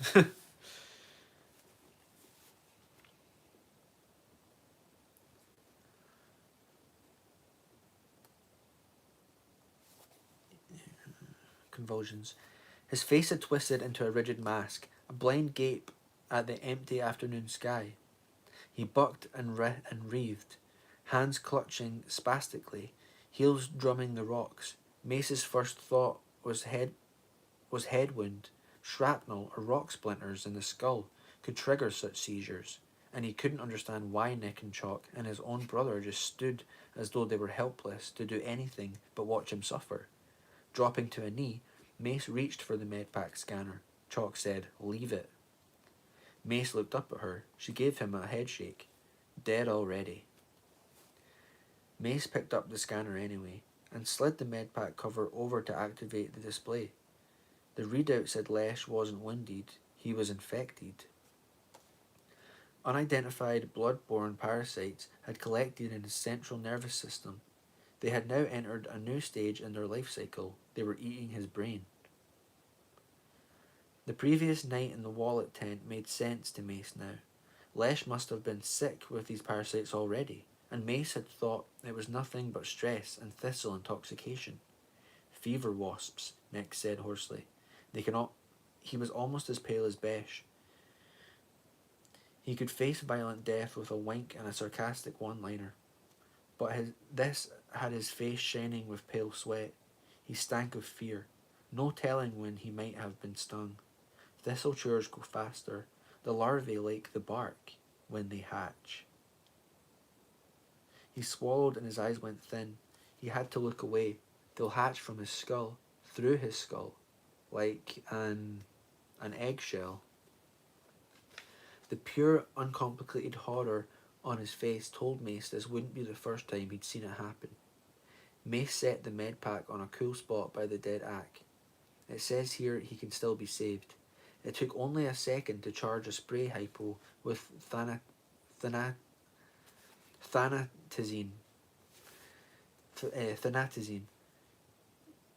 We can put him in suspended animation, slow down the wasp larvae, until we can get him to Pellic Baugh and a full hospital. Even if he's identified. Besh looked up at him and shook his head in a mute no. Mace brushed past him and knelt at Lesh's side. We can save him, Besh. Maybe it'll mean giving him up to the militia, but at least he'll be alive. Besh caught Mace's arm. His eyes were raw, spattered with blood. Again he shook his head. Master Windu. Nick picked up the medpack case and glanced at the readout. Lesh is way more advanced than this thing says. Medpack scanners are extremely reliable. I can't imagine it's wrong. It's not wrong, Nick said softly. He turned the case so that Mace could check the screen again. These aren't Lesh's readings. What? Besh looked at the ground, touched his own chest with the tips of his fingers, then sagged. He seems to crumble in on himself, breath leaving him along with hope and fear. His force aura shaded into black despair. Mace looked from Besh to Nick and back again, and then at Lesh, spasming on the rocks, and then at the spray hypo, still clutched nervously in his hand. Not because the jungle kills you, Nick had said, just because it is what it is. Nick retrieved the medpack scanner and waved it near Mace's head. You're okay, he said thinly, licking pale sweat from his upper lip. No sign of infestation. He turned to Chalk, frowning down at the medpack's readout. His shoulders slumped and his hands started to shake. Is she infected?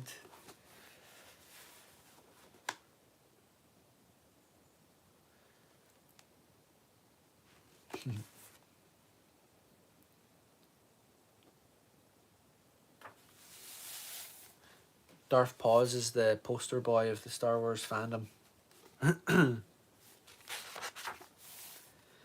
He had no words, but he didn't need any. She read her fate on his face. She stiffened and her mouth went thin and hard. Then she turned away and marched down slope. Chalk, Nick called after her helplessly. Chalk, wait. Getting the thunderbolt, me. Her voice was squeezed flat, as unemotional as a Navcomp's vocabulator. Good weapon. We'll need it, you. Nick turned his stricken look on Mace. Master Windu. He held out the medpack scanner imploringly. Don't make me do my own reading, huh? Mace quickly scanned Nick's spine and skull. The readings indicated a clear negative, but Nick didn't seem much relieved. Yeah, well, he said with understated bitterness, if I was going to die in the next day or two, I wouldn't have to worry about taking care of them. Taking care of them? Mace said. Is there a treatment? Yeah, Nick drew his pistol. I got their treatment right here. That's your answer? Mace stepped in front of him. Kill your friends? Just Lesh, he said, his voice grim and hard, even though it trembled a little, like his hand. He didn't have Chalk's mental toughness. His eyes watered, and his face twisted, and he could barely make himself look at his friends. Time enough to take care of Besh and Chalk when they start the twitchies. Mace still couldn't believe Nick was serious. You want to just shoot them? Like Chalk's grasser? Not like her grasser, Nick said. His face had gone grey. Not in the head. Scatters the larvae. Some of them will be developed enough to be dangerous. He coughed. To us. So it's not enough that he dies. Mace breathed Jedi discipline into a wall around his heart, to lock down his empathic horror at the grey rictus of Lesh's face. Pink-tinged foam bubbled from Lesh's lips. The infested areas have to be destroyed. Brain and spinal cord. Dude, this is grim. This is really grim. Nick nodded, looking even sicker. With wasp fever, we usually burn the body, but Mace understood. The escaped gunship would have transmitted their position, no telling what might already be on its way. He could not believe what he was about to do. He could not even believe what he was about to say, but he was a Jedi. The purpose of his life was to do what must be done, to do what others would not, or could not, no matter what it was. He unclipped the lightsaber from his belt, his own and Adepa's both. Green blade and purple sizzled together in the smoke-hazed air. Beth looked up from the ground. Chalk went still on the slope. The thunderbolt cradled in her arms. Nick opened his mouth and thought he wanted to say something, but didn't know what it might be. They all stared at Mace as though they'd never seen him before. He's your friend, your brother. Mace took a deep breath, steadying his own fear and revulsion and his dark, dark loathing for what he must do. You might want to say goodbye. Besh shook his head mutely, with an inarticulate sob compounding of grief and terror. He threw himself to his feet and stumbled away upslope. Chalk only held Mace's eye for a second and gave him one slow nod.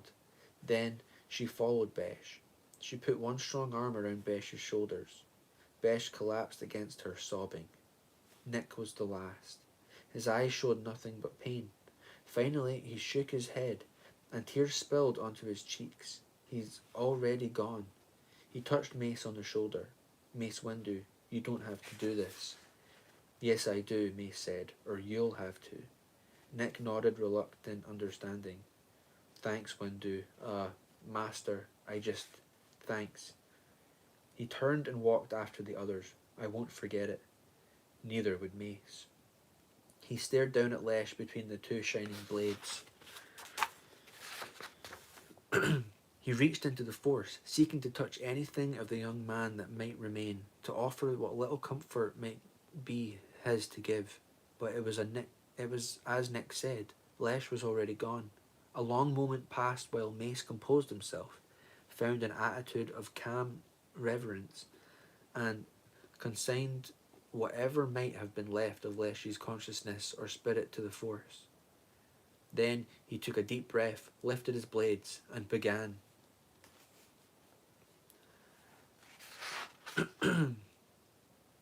The Razorback Ridge eclipsed the southern sky behind them. The jungle canopy overhead glowed with early sunset. On the ground it was already twilight. The companions walked along a broad track crushed bare by repeated passages of steamcrawler treads. The canopy had arched over the track, joining above so that their path lay along a jungle-lined tunnel that wound and switched backed up and down the folds that radiated from the ridge's north face. Mace wore back patches trimmed to fit the worst of his burns. Nick's temple was shiny with spray bandage.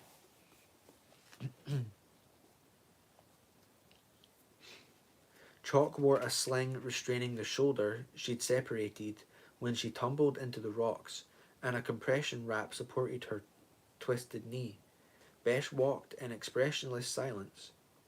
He might have been in shock, but what was left of Lesh was buried at the tree line.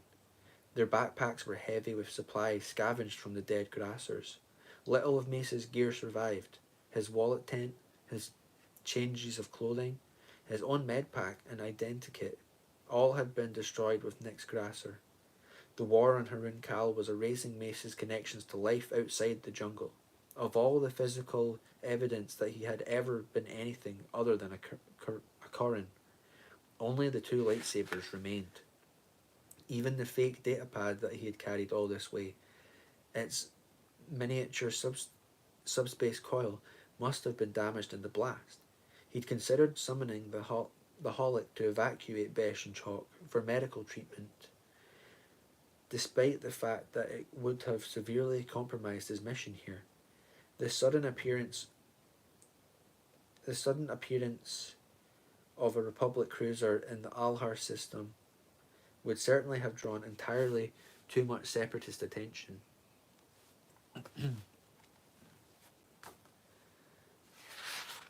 We're almost there, folks. We've got 2 sides of a page left to do. But the datapad's holocom had been unable to even pick up a carrier wave. His last link to what Depa called the Galaxy of Peace was as dead as the Balawi militia Mace had sent crashing into the Razorback Ridge. A stroke of irony. The fake datapad's recording function still worked. Disguise had become reality. The datapad was a fake no longer. Mace had a superstitious hunch that this was somehow symbolic. Galthra walked among them at Chalk's side instead of ranging around.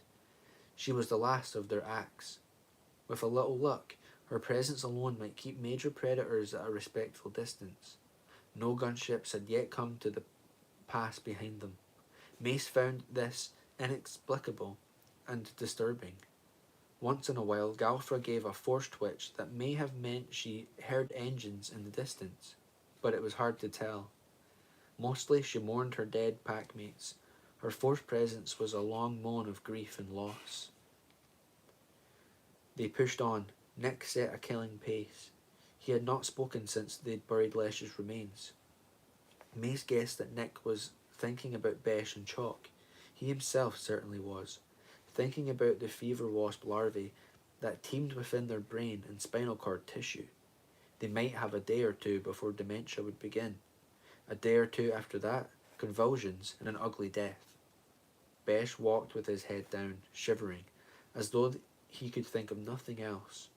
Chalk marched like a war droid, as though suffering the death were too alien for her to even comprehend, let alone fear.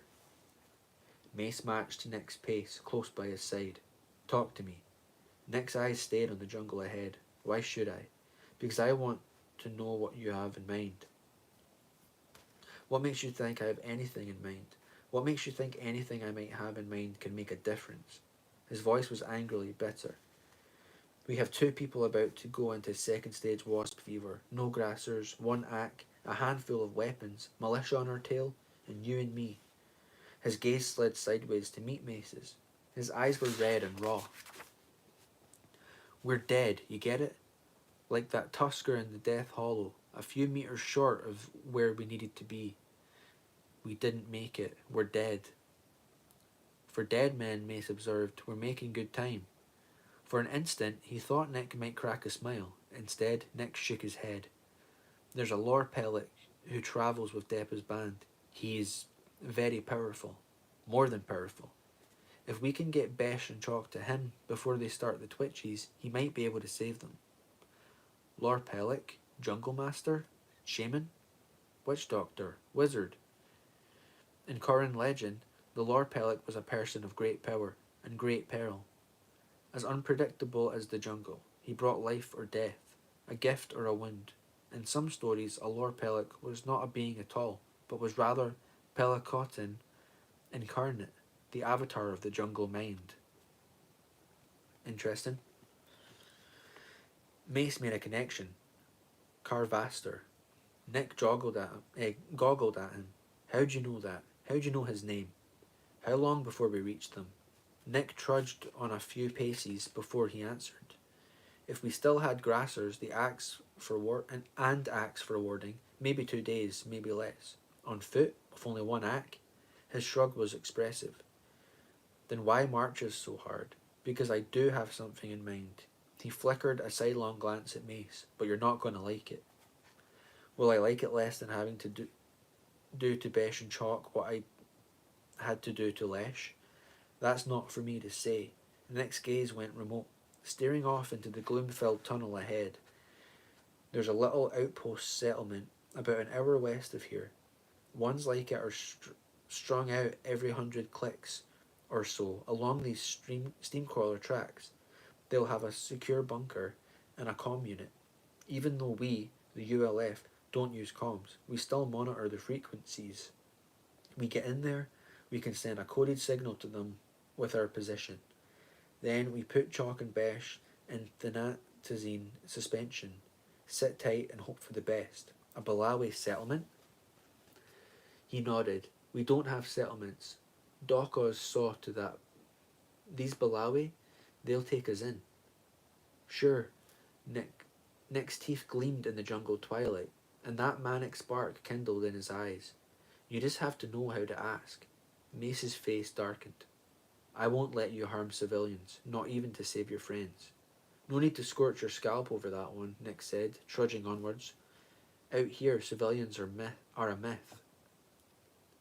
Mace didn't want to ask what Nick meant by that. He came to a stop on the rugged track. He saw again the holoprojection carnage spread across the Supreme Chancellor's desk. He saw again images of huts broken and burned, and 19 corpses in the jungle. You were right, he said. I don't like it. I don't like it at all. Nick kept walking. He didn't even look over his shoulder as he left Mace behind. Yeah, well, as soon as you come up with a better idea, he said into the darkness ahead, you be sure to let me know. Woohoo, we did it. Chapter 5 in the bag.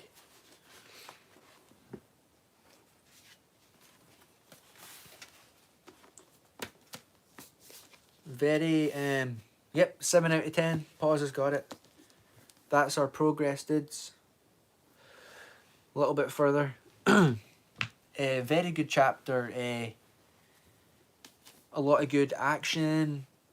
Cheers, Vex. Thanks for sticking around for the full thing. And we've got 6 in chat. Any lurkers, cheers for being here. Really appreciate it. Yeah, it's definitely picking up a little bit. I think if Purist was here for that, I think he would have liked that. A bit more action. A lot more like character development for Mace. And then obviously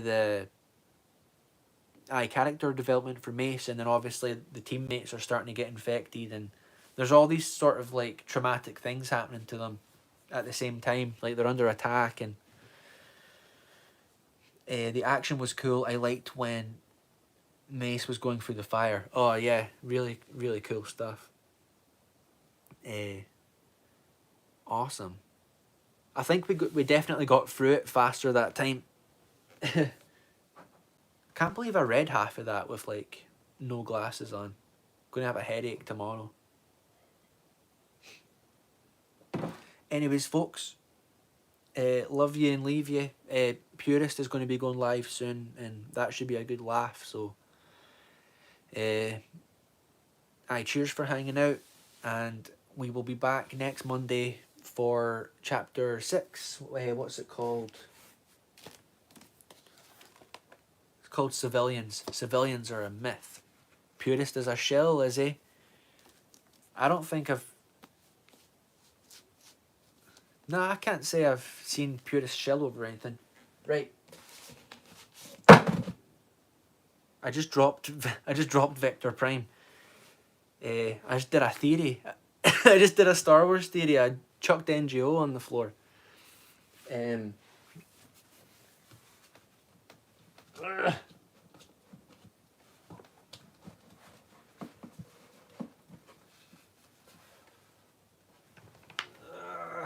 There, I got him.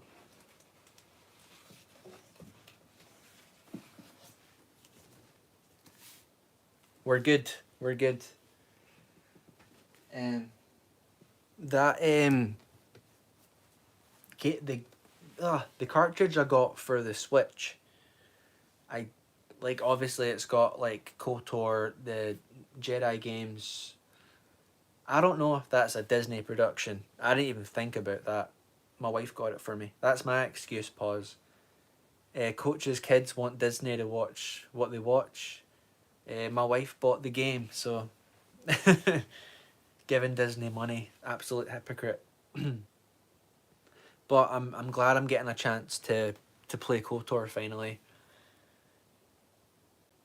So, as I say, I will be back on Monday and we'll do the next chapter. We'll have, hopefully it'll be as fun as, like, the last couple of streams have been really fun.